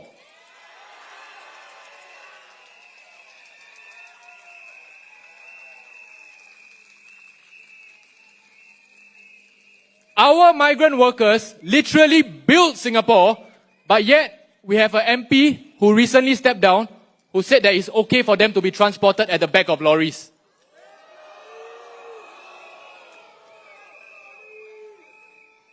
The main point I want to make is that the government's programs will go ahead, whether it's the MRT or HDB's programs. And put simply, none of you are shortchanging yourselves by voting for Dr. Paul Tambaya come the 3rd of May.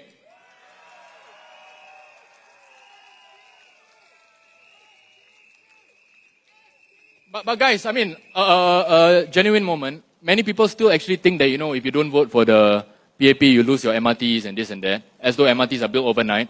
So please talk to your friends about this, talk to your family members about this. These are important conversations that we need to have. Let everybody know, that's right.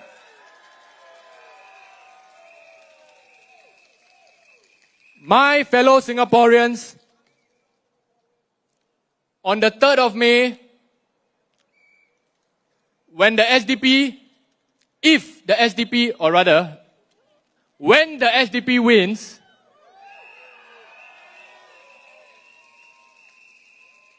remember, it will not be Dr. Paul Tambaya's victory. It will not be Dr. Chee Soon Juan's victory. it will be the victory of the rakyat. It will be your victory.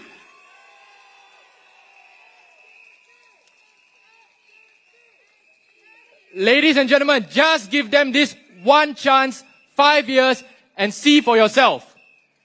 In fact, you are not shortchanging yourself in any way. On the other hand, you, your children, your estate, and parliament, and join me in saying this, by now you already know our slogan, will thrive, not just vote without fear, vote for change, come 3rd May. Remember, you are part of history in the making. Thank you. Thank you, Arifin.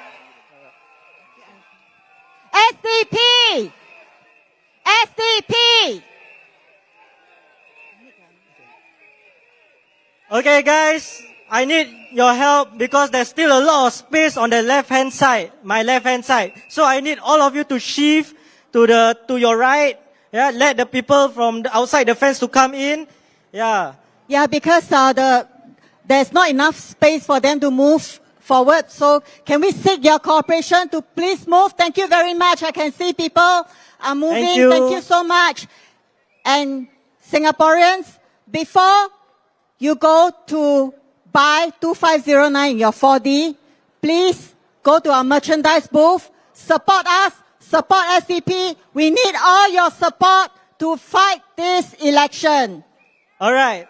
So the next candidate will be Mr. Brian Lim Boon Heng, Vice Chairman of the Singapore Democratic Party.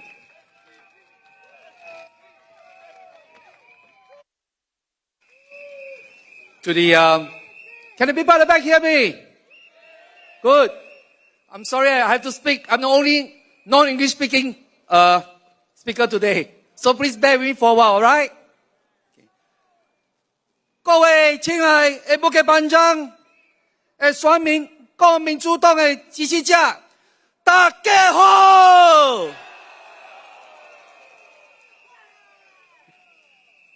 我今日啊，不是来到表演口才，我是为大家、为咱国家讲真正的话。咱民主党无讲空话啊，无做戏。咱讲的是民生，咱关注的是你的生活，你的囝，你出来老人，你的将来对不对？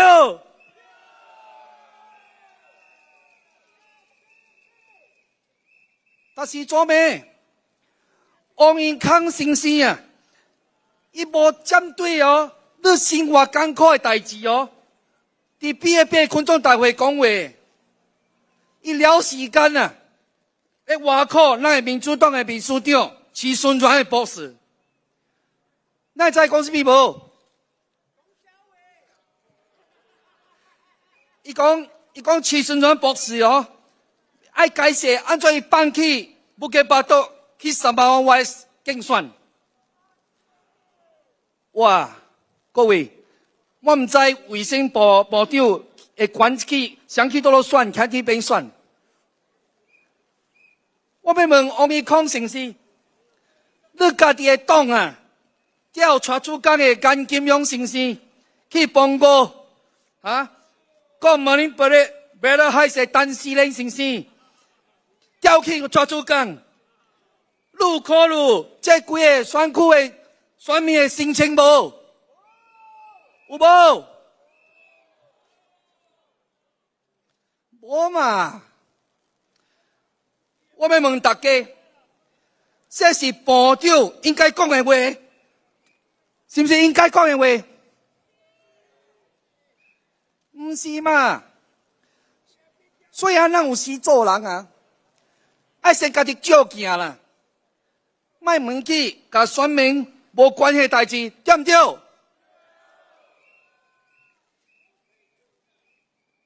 王永康先生。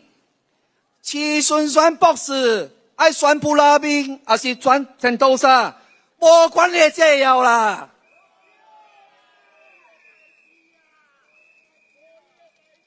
你也是有时间做临时的公价，安怎无时间来解决咱人民的痛苦，对不对？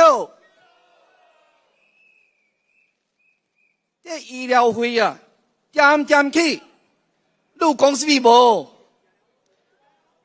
真侪新加坡的人民啊，有生来健康的问题，你有关心无？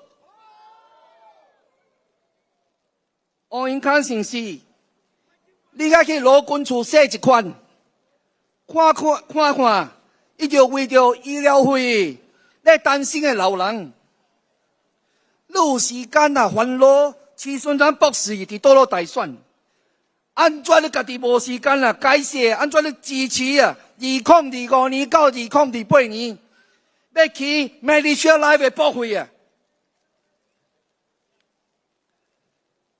你做一个部长，应该会知影，咱退休的这慢性病人、趁钱无够的中年人来讲，这 Malaysia Life 是一个真正的大的负担。咱别点讲，我来为未来做好的准备。但我们来问，当今就已经生活的艰苦了，到了未来，对不对？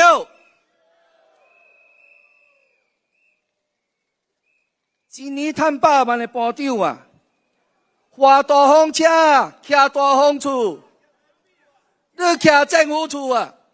这 MRT 我甲人开烧，我不要紧嘞。MRT 哦有，但不是哦，点歹。伊个部长甲你讲嘞，讲你也是有办法食18块的 pasta， 你就莫为着5块的碗汤面靠北靠母啦。所以有一摆我去选区访问时阵。有一个安哥，伊甲我另外讲嘞，政府是要拼食风厝，咱人民是要创劳工厝，对不对？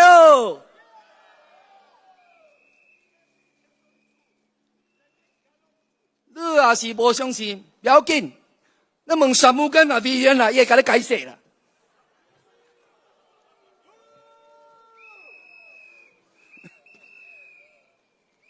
昨暝去宣传博士的对手玻璃山律师，昨暝批评咱民主党的，伊讲什么？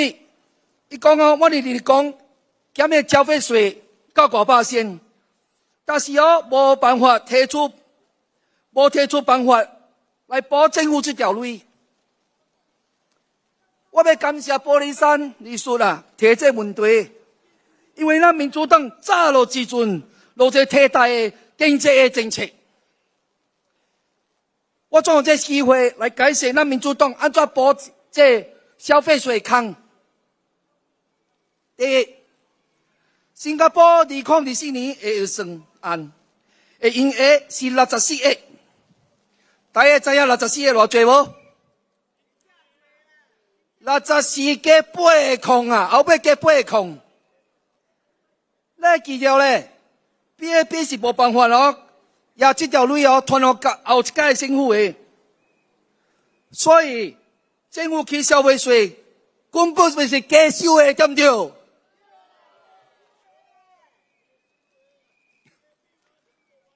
各位，咱莫忘记，咱出北京了800了，但是哦，你收的税你超过人民的需要时间。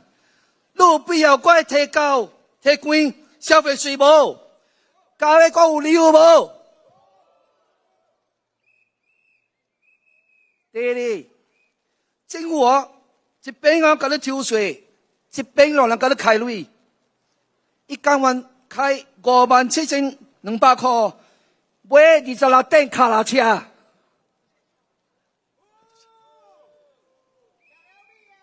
唔知是什么卡踏车咧？一顶2200块，安尼贵，我买打看卖。政府伊甘愿开88万呢，去什么本座汤中心啊？个simply go stand 啊，加开4000万，为青年奥运会加开3亿块，为人民社会提供10亿俄罗家己。最近伊阁开3.3个亿去建国这纪念碑 Founders Memorial。我国死袂做政府乱开销的唔爱讲，但是我讲落去哦，就算咱博士哦，咱就无时间讲话了。但伊也干那只来靠外头，政府也是乱开类，无论伊乱收偌济税，永远是无够的，对唔对？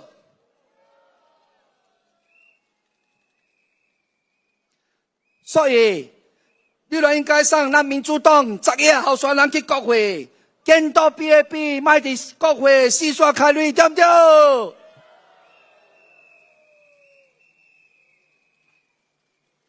第3点，咱党嘛提高奢侈品的消费税，搁取消基本的物件，咱糖、油、米的消费税。咱应该将奢侈品的消费税提高至18%，搁较贵。因为啊，一惨的老人啊，伊买药，伊嘛是限900，但是伊的有类的一个查某啊，伊咱买一个 LV 的handbag，嘛是抽900，所以这消费税伊害着惨人。第四，我们党嘛提对公民甲非公民的有钱人收38%的税，以及2000万有2000万起的以上的有类人来着抽税。安尼sam跟 Vivian 呢，都走袂闪了。最后，我的党嘛希望收入上宽的1%的所得税的人，也收提高去28%。准啊，政府嘛咧抽24%尔，这个比发达经济体的水平愈更少。发达经济体的水平伫30到48%中。各位，咱了解我早早讲的5点无？会了解无？咱民主党的计划会通无？也是会通，请咱5月3号到新加坡民主党，好无？感谢大家。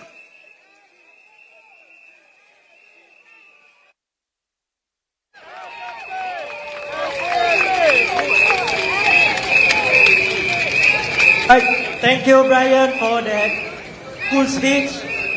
Yes, thank you very much, Brian. Okay, this speaker is the one that you have been waiting for. Wait. Oh, wait. Because this is a very important speaker, because he's going to represent you in Parliament. I need your cooperation. Those people at the fence, please move aside. People are outside, they cannot get in. Yes, so can I please have your cooperation? Please move to the side so that more people can join us. Move to more your right. people can listen to Dr. Paul. More people can vote for him into Parliament. So can I please seek your cooperation? Please move to my left-hand side. Thank you. Please move. And also, we need all the help and support. Our merchandise booth are behind. Please go and take a look at our merchandise. We have some very cute bear. And remember, I said about my tabole tahan tea. Get the bidding coming. We are receiving a few. Please approach our merchandise staff. Place your bidding, and this t-shirt, you will go back with this t-shirt tonight. Okay, where's my Bukit Panjang SMC residents? Can I have your cheers and your whistle? And SDP. SDP. Dr. Paul. Okay, now introducing to you your candidate for Bukit Panjang SMC, Dr. Paul Tambaya. The one you were sent to Parliament.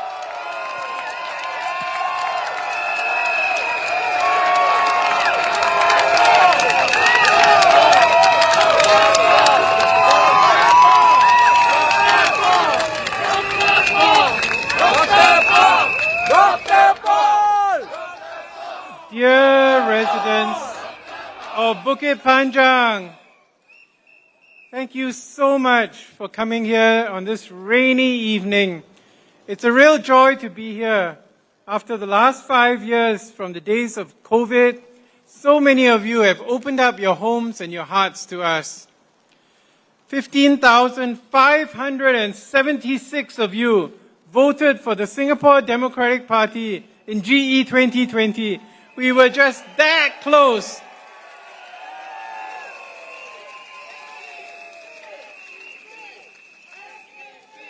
Since then, we have visited your homes, we have shared your festivals, held public engagements, and learned a lot about what is going on in Bukit Panjang and how we can make life better for everyone, not just in Bukit Panjang, but also the rest of Singapore. Now, before I go into the bulk of my speech, I feel compelled to say something about the PAP rally from yesterday. So please bear with me, and I apologize if this is a bit out of focus or out of point, but that's what they were doing. So I've got nothing against Mr. Ong Ye Kung personally. And in fact, I have had a couple of social encounters with him where we've had some interesting banter. One of them was captured by the Tau Pau in August 2022, when the SDP announced that it was returning to Sembawang. So this afternoon, I listened to Ong Ye Kung's speech again, which I had heard last night, because I couldn't believe what I heard. Ong Ye Kung actually accused the candidate of abandoning his residence to go to a constituency for political agenda. Now, I wasn't sure if he was talking about Mr. Gan Kim Yong abandoning the residence of Chua Chu Kang,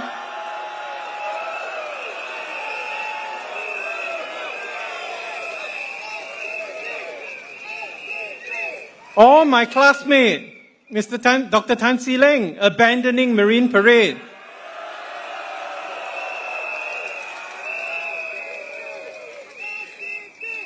So he wanted them to be upfront, to tell voters that the reason why they had done that was for a political agenda and not because of the voters. Although he kept referring to Dr. Chi in his speech, it was quite obvious that somebody who abandoned their residence 1 hour before nomination day was far more questionable.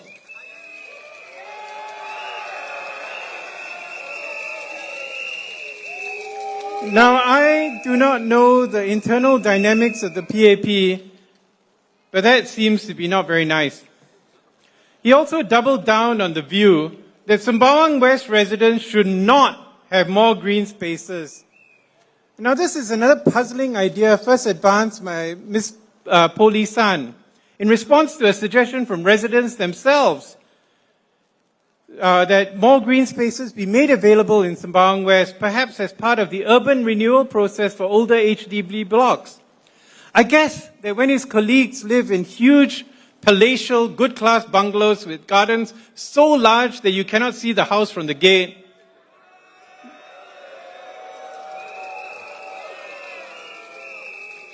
they have no way to understand the concerns of ordinary Singaporeans, and I feel kind of sorry for them.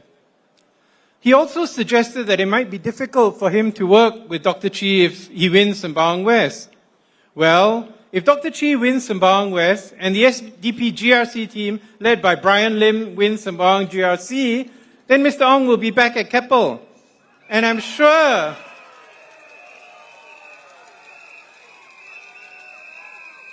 that the Sembawang Town Council led by Brian can invite him for some events where other government-linked companies are featured. Then he said, if we have more wealth taxes, less GST, cheaper HDB flats, and he didn't say, and the people of Singapore have better lives, the world might think we have gone crazy. International investors would be unhappy. You know, to me, that actually crystallizes what this election is about. Do you want a government that has the interests of Singaporeans at heart, or one which operates for the benefit of the global finance industry? The choice is yours, and I hope you vote wisely on 3rd of May.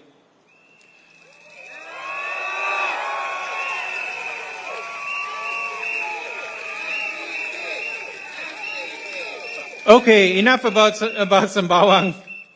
For tonight, I'd like to talk about Bukit Panjang.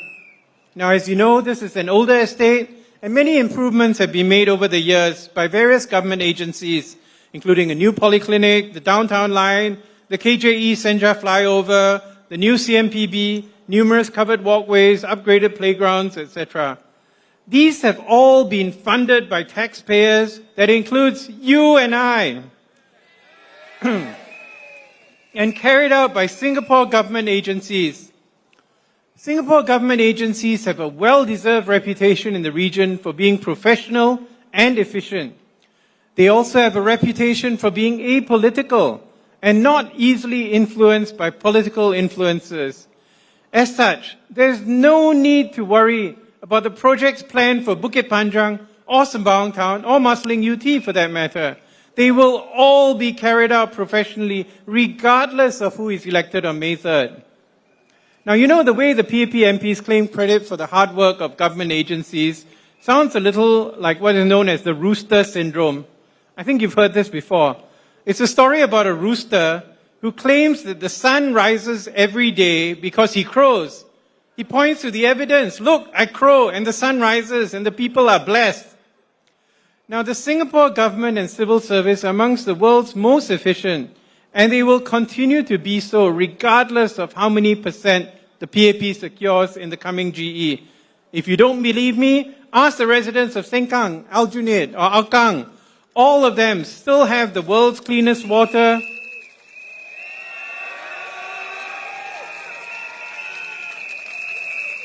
They have MRT breakdowns at the same rate as the rest of us. And they have the same kinds of HDB flats and services. And this will be true of Bukit Panjang. So vote without fear.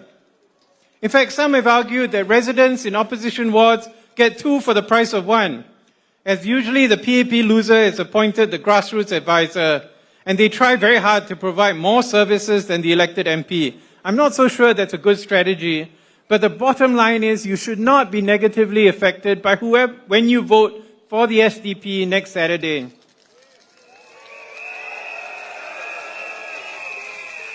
In fact, you will be very positively affected, as you will have an MP who will speak up for you in Parliament for all the issues that matter to Singaporeans. Last night I talked about taxation and how our taxation system seems to be designed to benefit the wealthy disproportionately. As Ms. Polisan pointed out, the programs put forward by political parties, and that includes the PAP, have to be paid for. While the SDP has put out a comprehensive plan for funding our programs through eliminating waste and ensuring fairer taxation, the PAP seems intent on funding all its high-profile programs by taking from the pockets of our citizens while giving handouts every now and again. As the saying goes in Singapore, when the government gives you a chicken wing, be careful, because they will take back the whole chicken.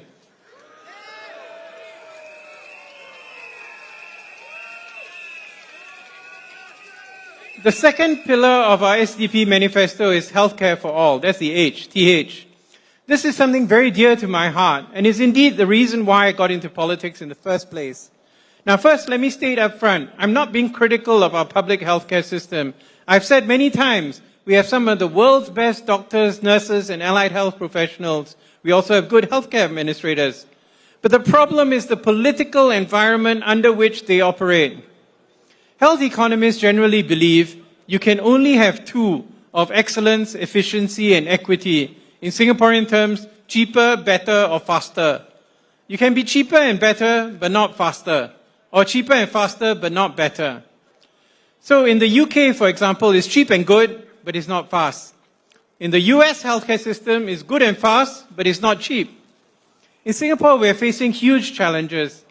In yesterday's Straits Times, the insurance industry responded to a letter from a surgeon who had written in about the difficulty of getting insurance to pay for a surgical procedure that was classified as prevention.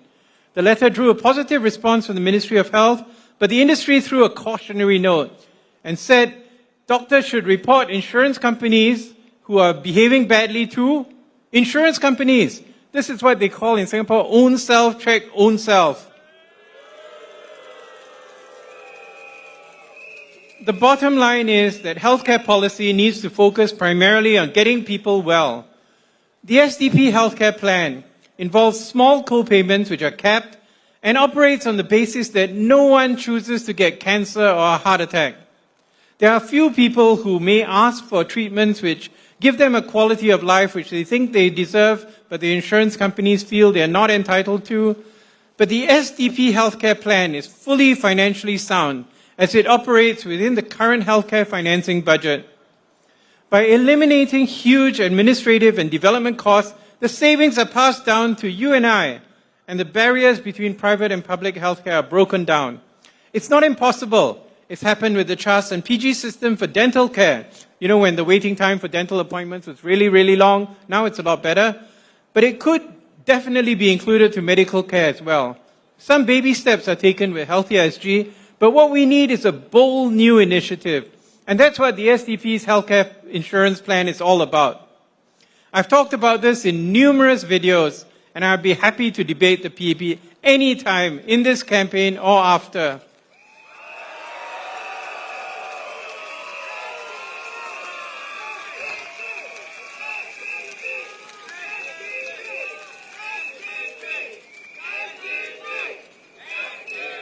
In fact, one of the reasons I admire Professor Tommy Koh so much is that 11 years ago, he managed to get the PAP to debate me on healthcare financing. You can still look it up, it's on YouTube. It's called the Tembusu Forum. Mr. Lam Pin Min represented the PAP at the university, moderated by Prof. Koh. Since then, I've offered to do it again, but so far we have had no response. Please let me know if this can be arranged.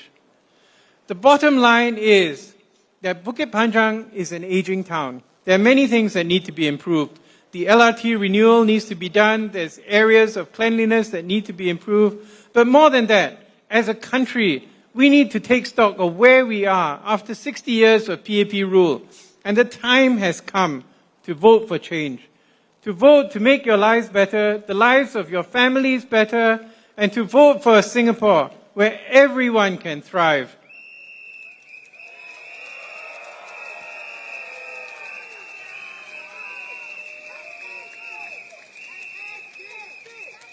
Vote without fear. Vote for the SDP on May the 3rd. Thank you.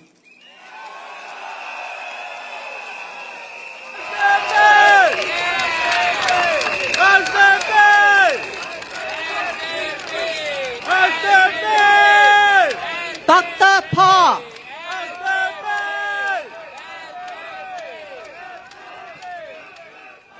Dr. Paul. Today I feel like I'm doing a fashion show, you know. Can you see what am I wearing? No more the tak boleh tahan t-shirt anymore. No.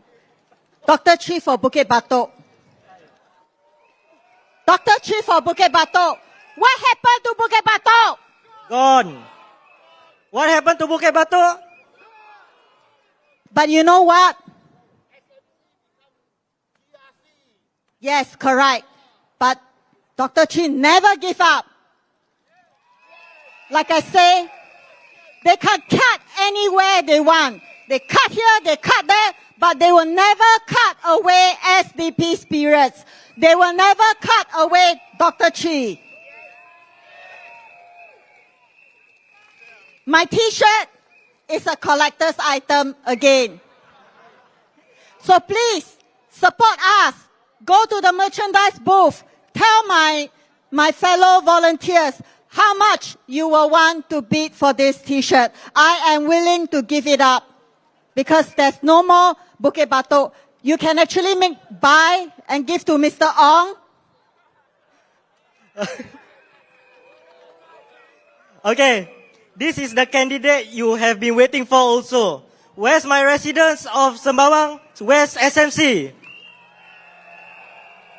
And before we welcome him, Can I have a request to please move to the side, to the left side, so that more people can hear, can listen to Dr. Chi. Please, can I have your cooperation? Move to the left so that those people outside can come in.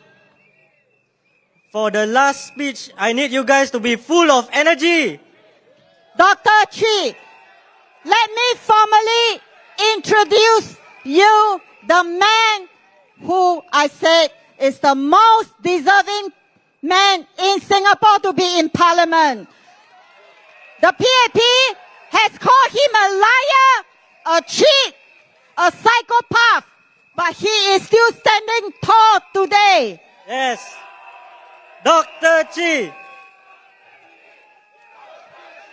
Can we now, with all your cheers, welcome Dr. Chi to the stage?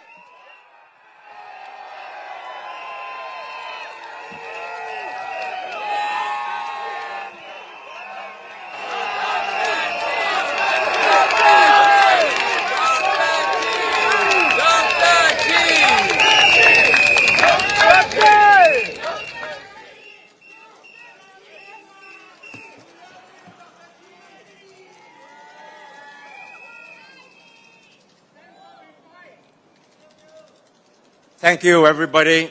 There are just some technical issues I just need to take care of. Just give us a few more minutes.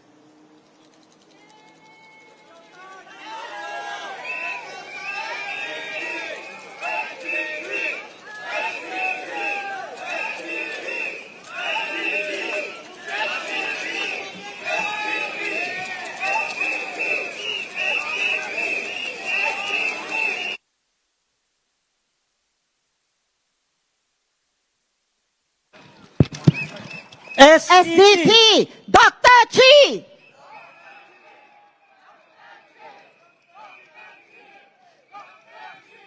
Singaporeans, would you want to see Dr. Chi in Parliament? Does he deserve to be in Parliament? Yes.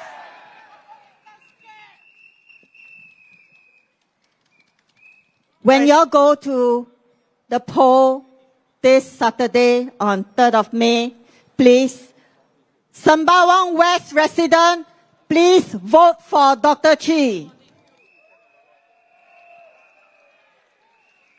Sembawang 的选民们，记得投许胜权一票，把他带入国会，替你们人民发言。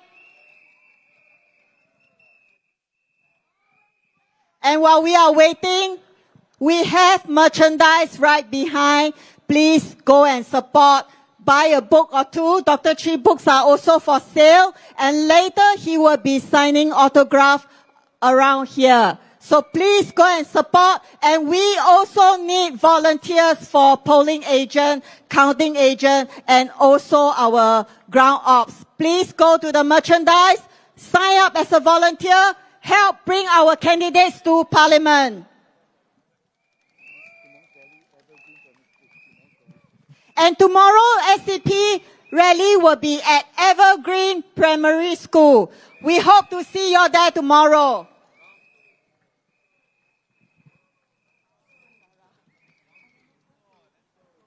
Guys, don't be quiet. Where's the cheers? The louder your cheer, the faster Dr. Chi will be on stage. Dr. Chi. SDP. Dr. Chi.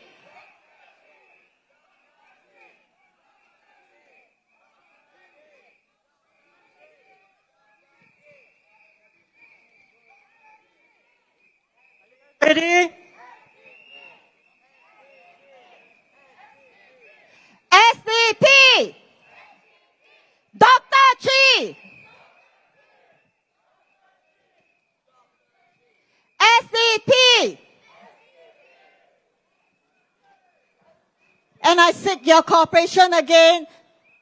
Please help move so that our supporters can actually watch the rally and can hear Dr. Chi speaks. So please help move to the other side, move to my left-hand side. Thank you very much.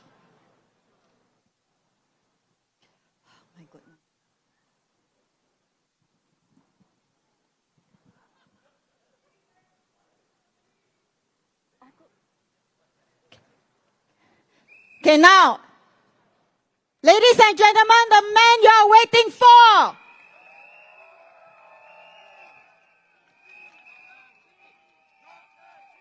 Dr. Chi.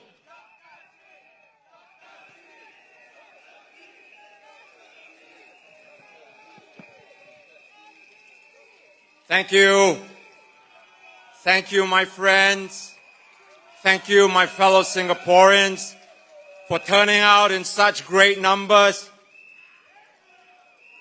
It's very heartwarming to see all of you here.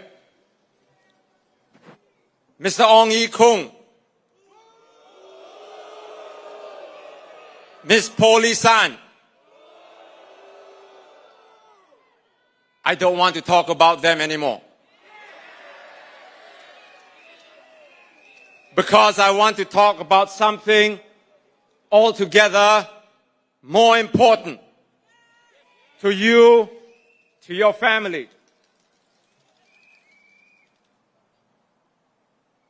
Singapore needs foreigners to survive. That was the headline on Channel News Asia, 23rd January 2025. It was an interview that Channel News Asia, CNA, did with Minister for Manpower, Dr. Tan See Leng. Now, let me repeat that headline. Singapore needs foreigners to survive. Let that sink in for a moment, my friends. After 60 years of nation building, after 60 years of one party, PAP rule, where the government was given, indeed, demanded absolute power to craft whatever policy it wanted, to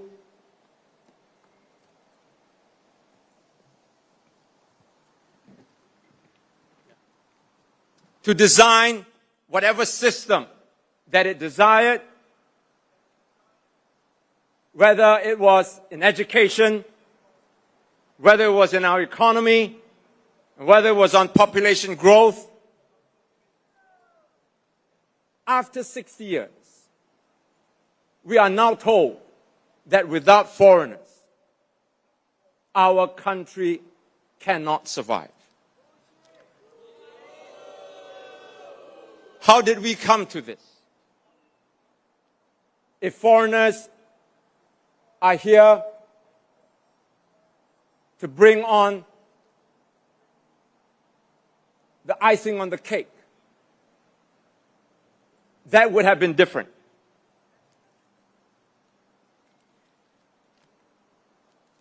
Ladies and gentlemen, I've got to take another break because the system is just not working again. I apologize for this. I'll be back in a little while.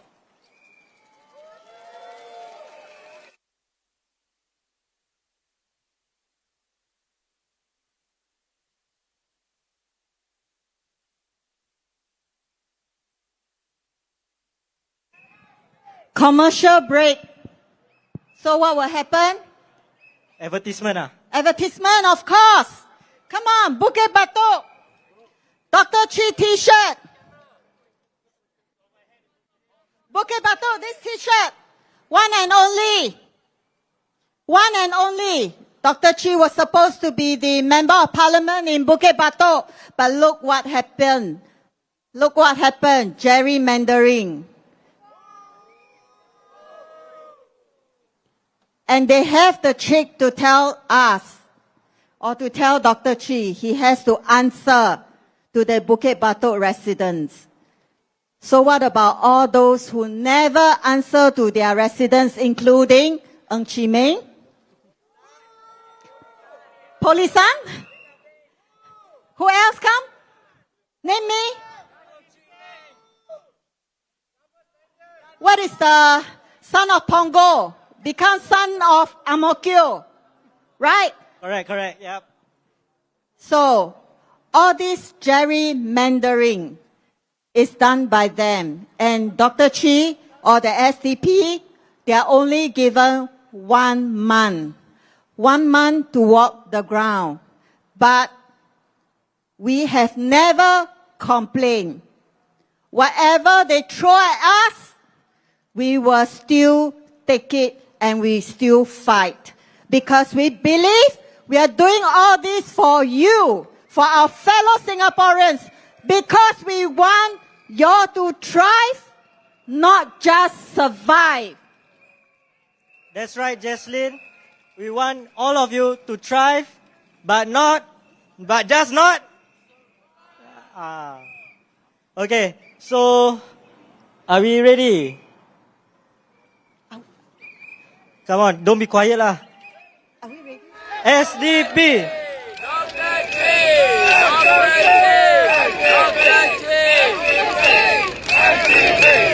Okay, you guys notice, right? There's big flags flying around. Can I see all the flags? I cannot see some of them.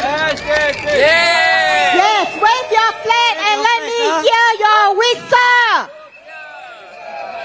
Yes, make sure the media cover you all. Thank you very much.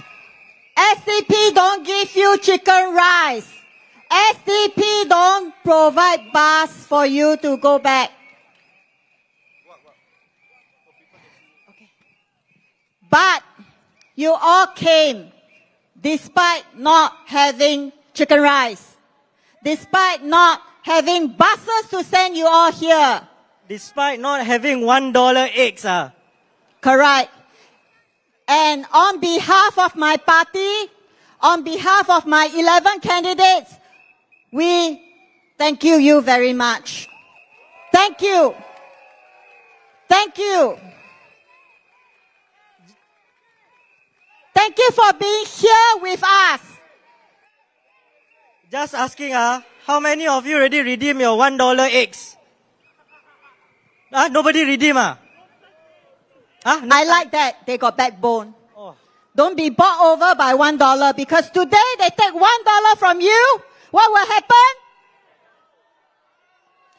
They will take 100 back from you. So don't ever bow down to that. Okay, I've been walking the ground with Dr. Paul for the last 5 years. And you know what I learned from him? Is humility. Something that I treasure very much. And for every small event that I actually, invited him over, he actually attends them. And it's not like the PAP MPs with large crowds, with entourage. He alone came to support me. And this is the reason why I support him till this very date and the years after. And I assure you, he will be the person that will take care of you and be responsible and accountable for you. Yes. So, Bukit Panjang residents, please send Dr. Paul to Parliament. 武吉班让的居民们，你们有的那个神圣的一票，那一张票，会帮淡米亚博士把他送入国会，让他帮你发言。Okay, let's return the stage back to Dr. Chi.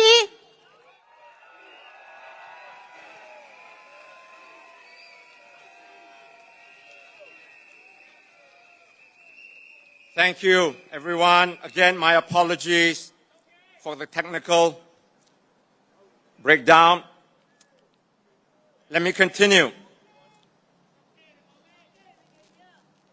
If foreigners are here to put the icing on the cake, to help us excel in a certain industry or certain sector, in other words, supplement our economy, it wouldn't be so hard to swallow.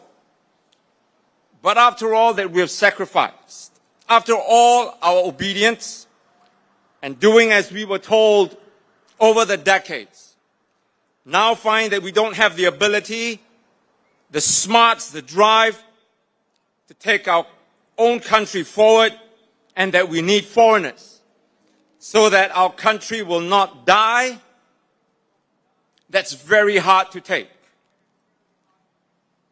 But before I go on, I want to be absolutely clear that the SDP is not anti-foreigner.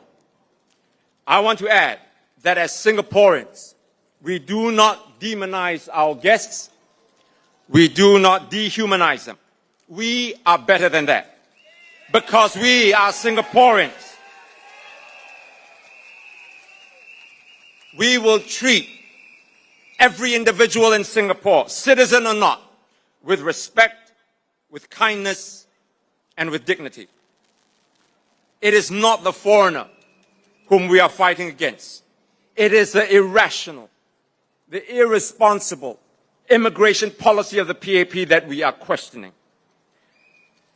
And I will show you with hard, irrefutable evidence that if we continue with the PAP's so-called foreign talent policy, our economy and our community will sink.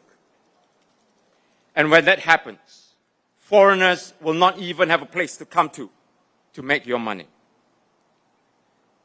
And let me start with mental health. Now I'm going to give you a set of figures, hard statistics, to show you what I mean. 49% of Singaporeans, that's half of our population, report feeling depressed to the point that they feel sadness and hopelessness almost every day for weeks at a time. 25% of Singaporeans say that they feel stressed to the point where they cannot cope or deal with things. 27% of our young adults say that they have seriously considered self-harm or suicide at least once in recent months. 10% have had these thoughts on multiple occasions in the past year. Almost 40% say that they have to take time off from work due to stress. 70% of younger employees say they have experienced burnout because of work. 1 in 3 youths experience severe symptoms of depression, anxiety, and stress. 9 in 10 Singaporeans reported feeling stressed. Only 1 in 10, 10% of Singaporeans, feel that they are in command of their lives and energy. Of these, 16% feel that the stress is not manageable. Do I need to go on? I'm not trying to scare you, my friends. I'm simply laying out the facts. Facts as they are reported in our mainstream media. And these are studies conducted by the IMH and other international mental health organizations.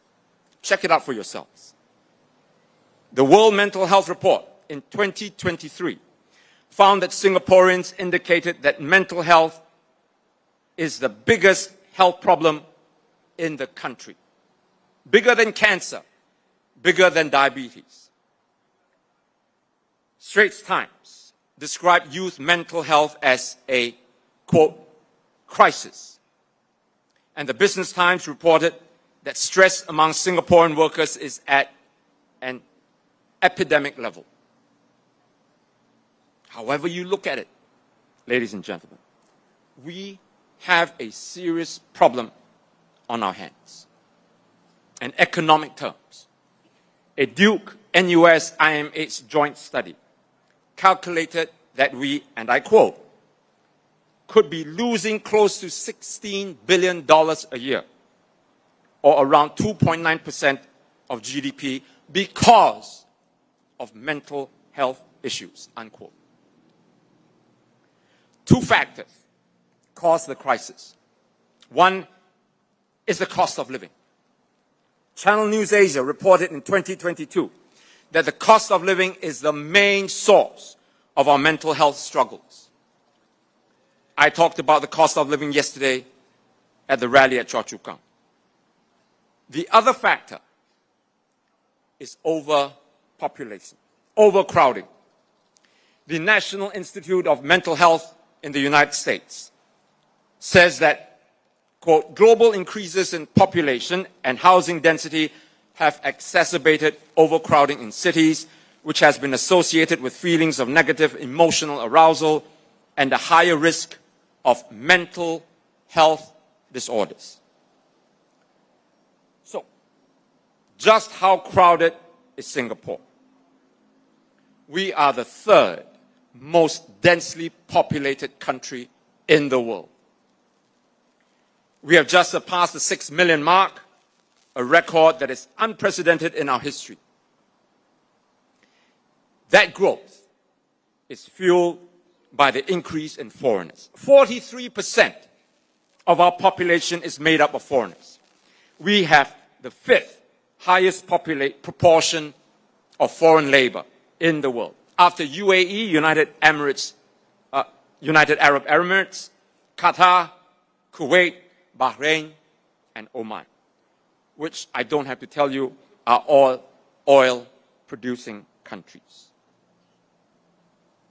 Now, in 2008, more than 15 years ago, and listen to this very carefully, Mr. Lee Hsien Loong, he warned at that time, and I quote, "We already have almost 1 million foreigners working here. We cannot imagine simply expanding year after year and one day having 2 million foreigners working in Singapore. We just do not have the space for that." Unquote. 2 million. That is what Mr. Lee said. That's the number he cited. Today, the number of foreigners has reached 1.94 million.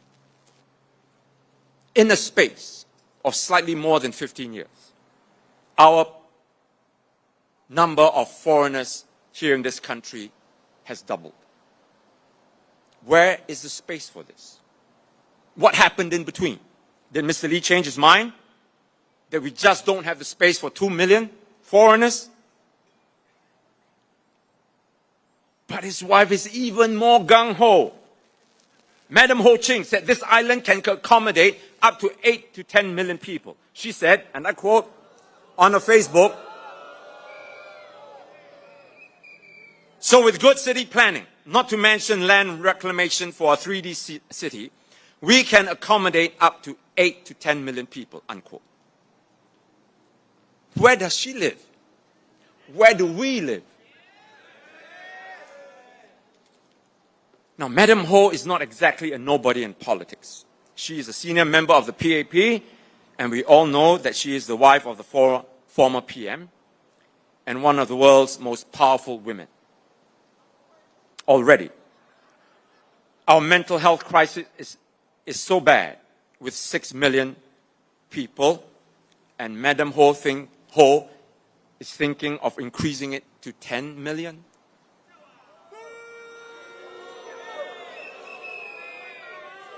And yet,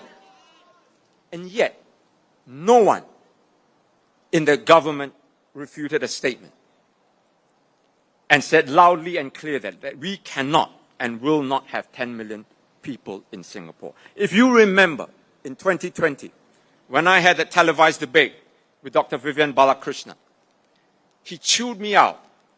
He scolded me for even saying that we might get to 10 million. But in this case here, he's very quiet and hasn't refuted anything that Madam Ho Ching said. As I mentioned, overcrowding does not only cause mental health problems. It also causes several problems for our society. One, it puts up upward pressure on our cost of living. The law of supply and demand dictates that when you have more people, there will be greater demand of goods and services, and that will cause prices to increase. Two, to accommodate a larger population, more flats, roads, hospitals, public transportation, all have to be built, which means that the government will need to constantly raise taxes and prices to increase its revenue in order to build and maintain this added infrastructure. And this is just going to add to the pressure of our cost of living. 3, an upsurge of population also means more intense competition for jobs, which puts downward pressure on wages. I don't have to tell you that many Singaporeans have had to resort to driving Grab and delivering food to make a living. Unemployment and underemployment are huge, real problems in Singapore. Many of our fresh graduates remain unemployed 6 months after graduation and are finding it more and more difficult to secure jobs. 4, can our infrastructure cope with the enormous expansion of our population? Is this the cause of the constant breakdown of our MRT system? The latest was it yesterday or the day before at Pasir Ris? 5, forests are cleared. Land have to be reclaimed, like what Ho Ching said. And open spaces are filled by more buildings and roads. Recently, Tengah Forest was razed and is now a massive HDB estate. Kranji Forest was cleared by mistake and earmarked for industrial development. Dover Forest was also cleared for housing. Clementi Forest is zoned for housing. And the old Turf City in Bukit Timah is being developed for more BTO flats. The Singapore Turf Club in Kranji, not far from here, is now slated for redevelopment. And then a large piece of land called the Greater Southern Waterfront was reclaimed for HDB development. Who and what are we building all this for? Especially when our birth rate is declining. And speaking of birth rate, I want to highlight this to you. Our total fertility rate has dropped like an anchor. It plummeted to a historic low of 0.97 births last year. My friends, if you have your mobile phone with you right now, I'd like you to take it out and go to my Facebook or Instagram or TikTok very quickly. Just type Chee Soon Juan on this platform, and I want you to go to it, because I want to show you an important picture. I want you to show you this chart. If you're on it right now, take a look at the chart that I just posted. At the top of the picture is the graph for the decline of our TFR. Now take a look at the graph below, which shows the escalation of the number of foreigners in Singapore. Do you see a very frightening picture emerging? Do you still think that the PAP's plan to import more and more foreigners while our TFR is falling is the solution? What's going to happen to the composition of this country? What about our identity as a people and our bond as a nation?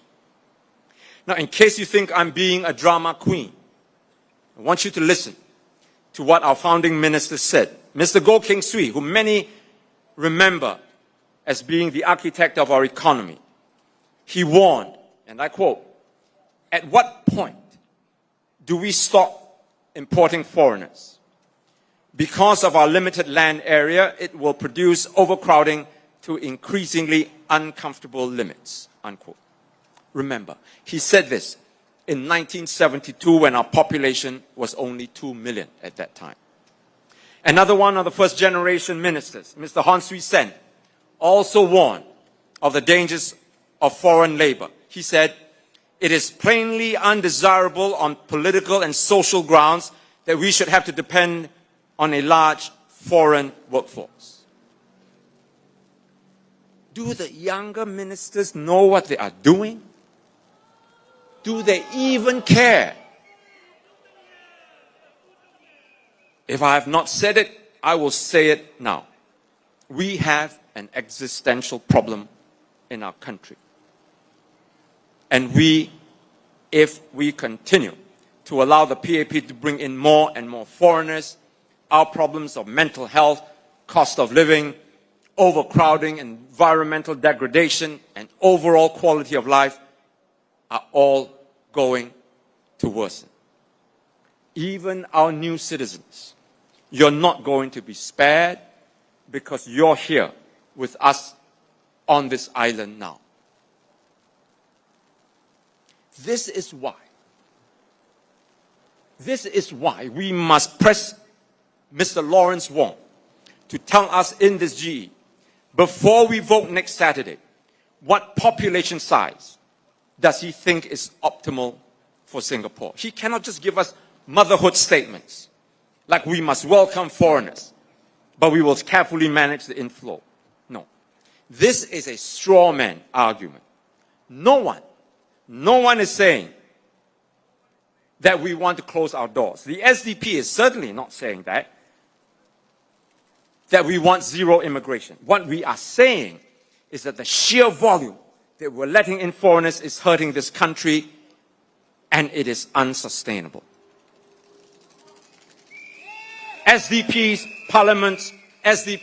MPs in Parliament will work with the government to ensure that we do everything we can to assimilate and build unity with our new citizens and foreigners in Singapore. But that does not give the PAP license to keep on increasing the number of foreigners into the country. We must be more judicious, more sensible in our immigration policy. As I said, Mr. Lawrence Wong must tell Singaporeans he must articulate a clear plan on what he sees as the optimal population size for Singapore, and he must say it in this GE. Former prime ministers have all said something about this. Under Mr. Goh Chok Tong, there was this Singapore concept plan which said 6.5 million seems like a number we can work with. Mr. Lee Kuan Yew, when he was alive, said that he was not quite sold on 6.5 million and advocated 5.5 million. Under Mr. Lee Hsien Loong, the white paper mentioned 6.9 million. And it got such a huge backlash that it was quickly withdrawn. Mr. Lawrence Wong has kept conspicuously mum about this. But he cannot elak any longer. He must tell Singaporeans in this GE his plan as far as population size is concerned. On the other hand, the SDP has laid out a comprehensive alternative on how we can take Singaporeans forward into the immediate future. I will lay this out for you in the next couple of days, and I promise you, you will find it realistic and viable. But many of you ask, isn't a bigger population needed for our economy to grow? Now, smaller populations are not necessarily a bad thing. Take a look at some of the Scandinavian countries. Sweden's population, for example, is slightly bigger than ours. It's about 10 million. But look at what they are able to produce. They're capable to sell to the world. IKEA, you heard that. Spotify, Volvo, H&M, Sandvik, and the list goes on. Denmark, a population of 6 million, similar to ours, is home to global brands like Maersk, Carlsberg, Pandora, Bang & Olufsen, and Lego. And then there's Taiwan. Its population is 23 million. Yes, bigger than ours, but smaller than Malaysia's. Yet it has an outsized entrepreneurial base. Its Taiwan Semiconductor Manufacturing Company, or TSMC, is the world's biggest producer of semiconductor chips.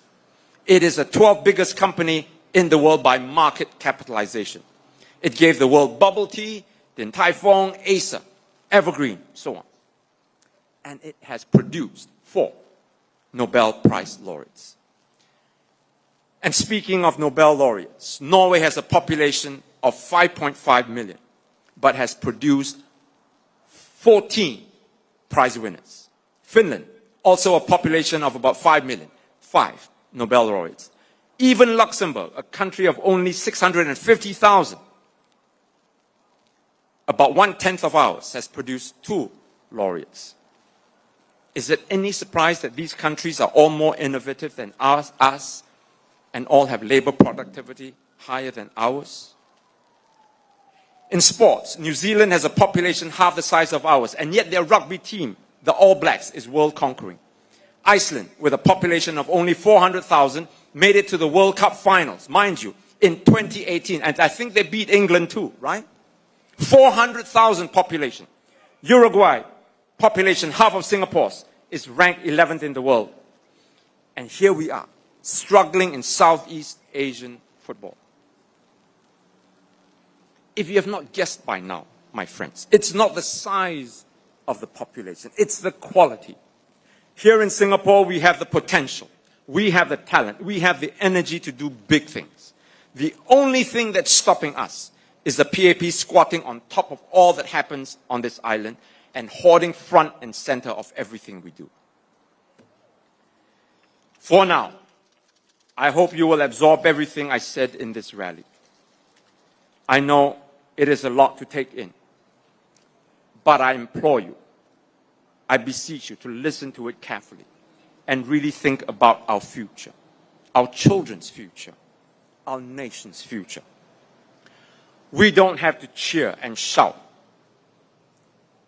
but I ask you to soberly reflect on what I've just told you this evening about the seriousness of the problem that our nation faces. If you care about our future, if you care about the cost of living and how it's affecting your life, if you care about your health, your children's health, especially mental health, then you have the sacred obligation next Saturday to send the clearest message yet to the PAP that we must change.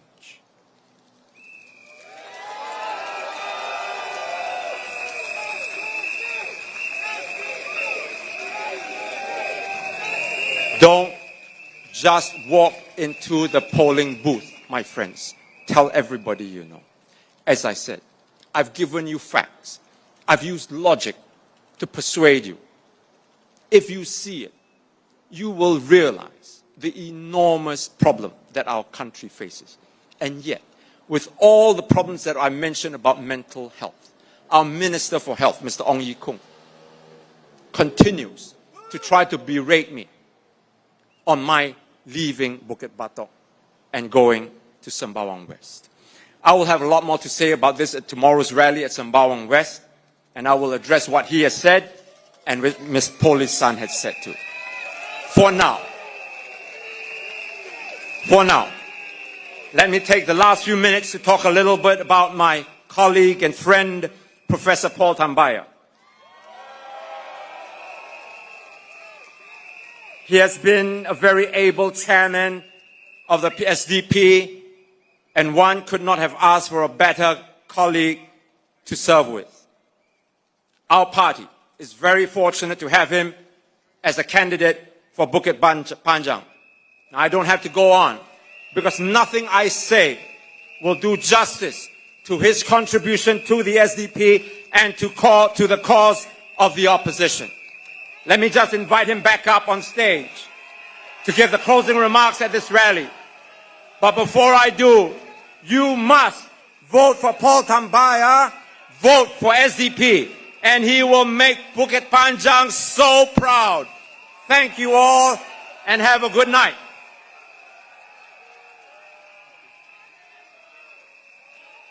It's all yours. Yeah, thank you.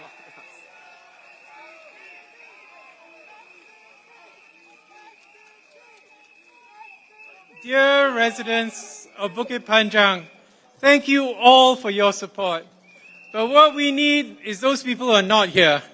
So go out there, tell your friends, tell your family, tell them there's nothing to be afraid of. Don't believe all these crazy stories about how they can trace your vote. They cannot. Your vote is secret. I have been there in the Supreme Court, and I've seen them take the boxes and take them to the incinerator and burn them. They're gone. Nobody knows how you voted. So vote without fear. Vote for change. Vote for a Singapore where we all can thrive.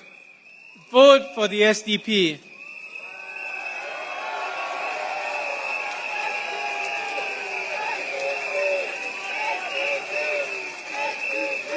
亲爱的武吉班让区民，请你们投新加坡民主党一票。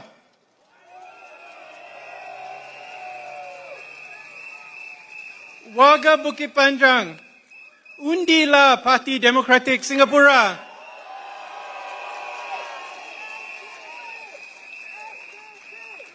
SDP ke bakal diunggul. Thank you very much. Good night.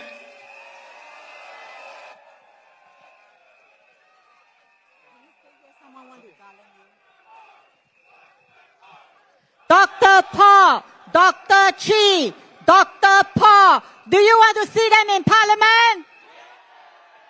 Do they deserve to be in Parliament? So when you go to the poll on the 3rd of May, not Bukit Batok anymore, Sembawang West and Bukit Panjang residents, please vote for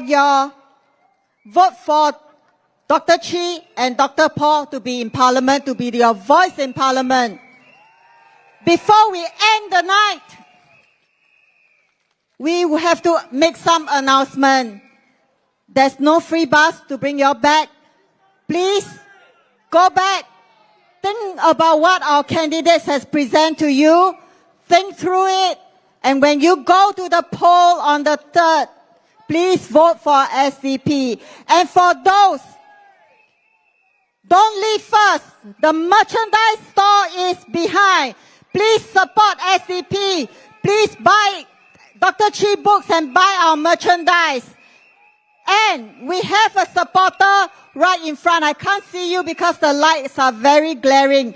But Dr. Chi and Dr. Paul will be right in front with you because the police don't allow, but they want to garland our two candidates. So can I have Dr. Chi and Dr. Paul in front for them to garland? And the books autographed by Dr. Chi will also be right in front. We cannot do it there. And ladies and gentlemen, please join me, our 11 candidates. Thank you very much. SDP! It's 10 o'clock sharp.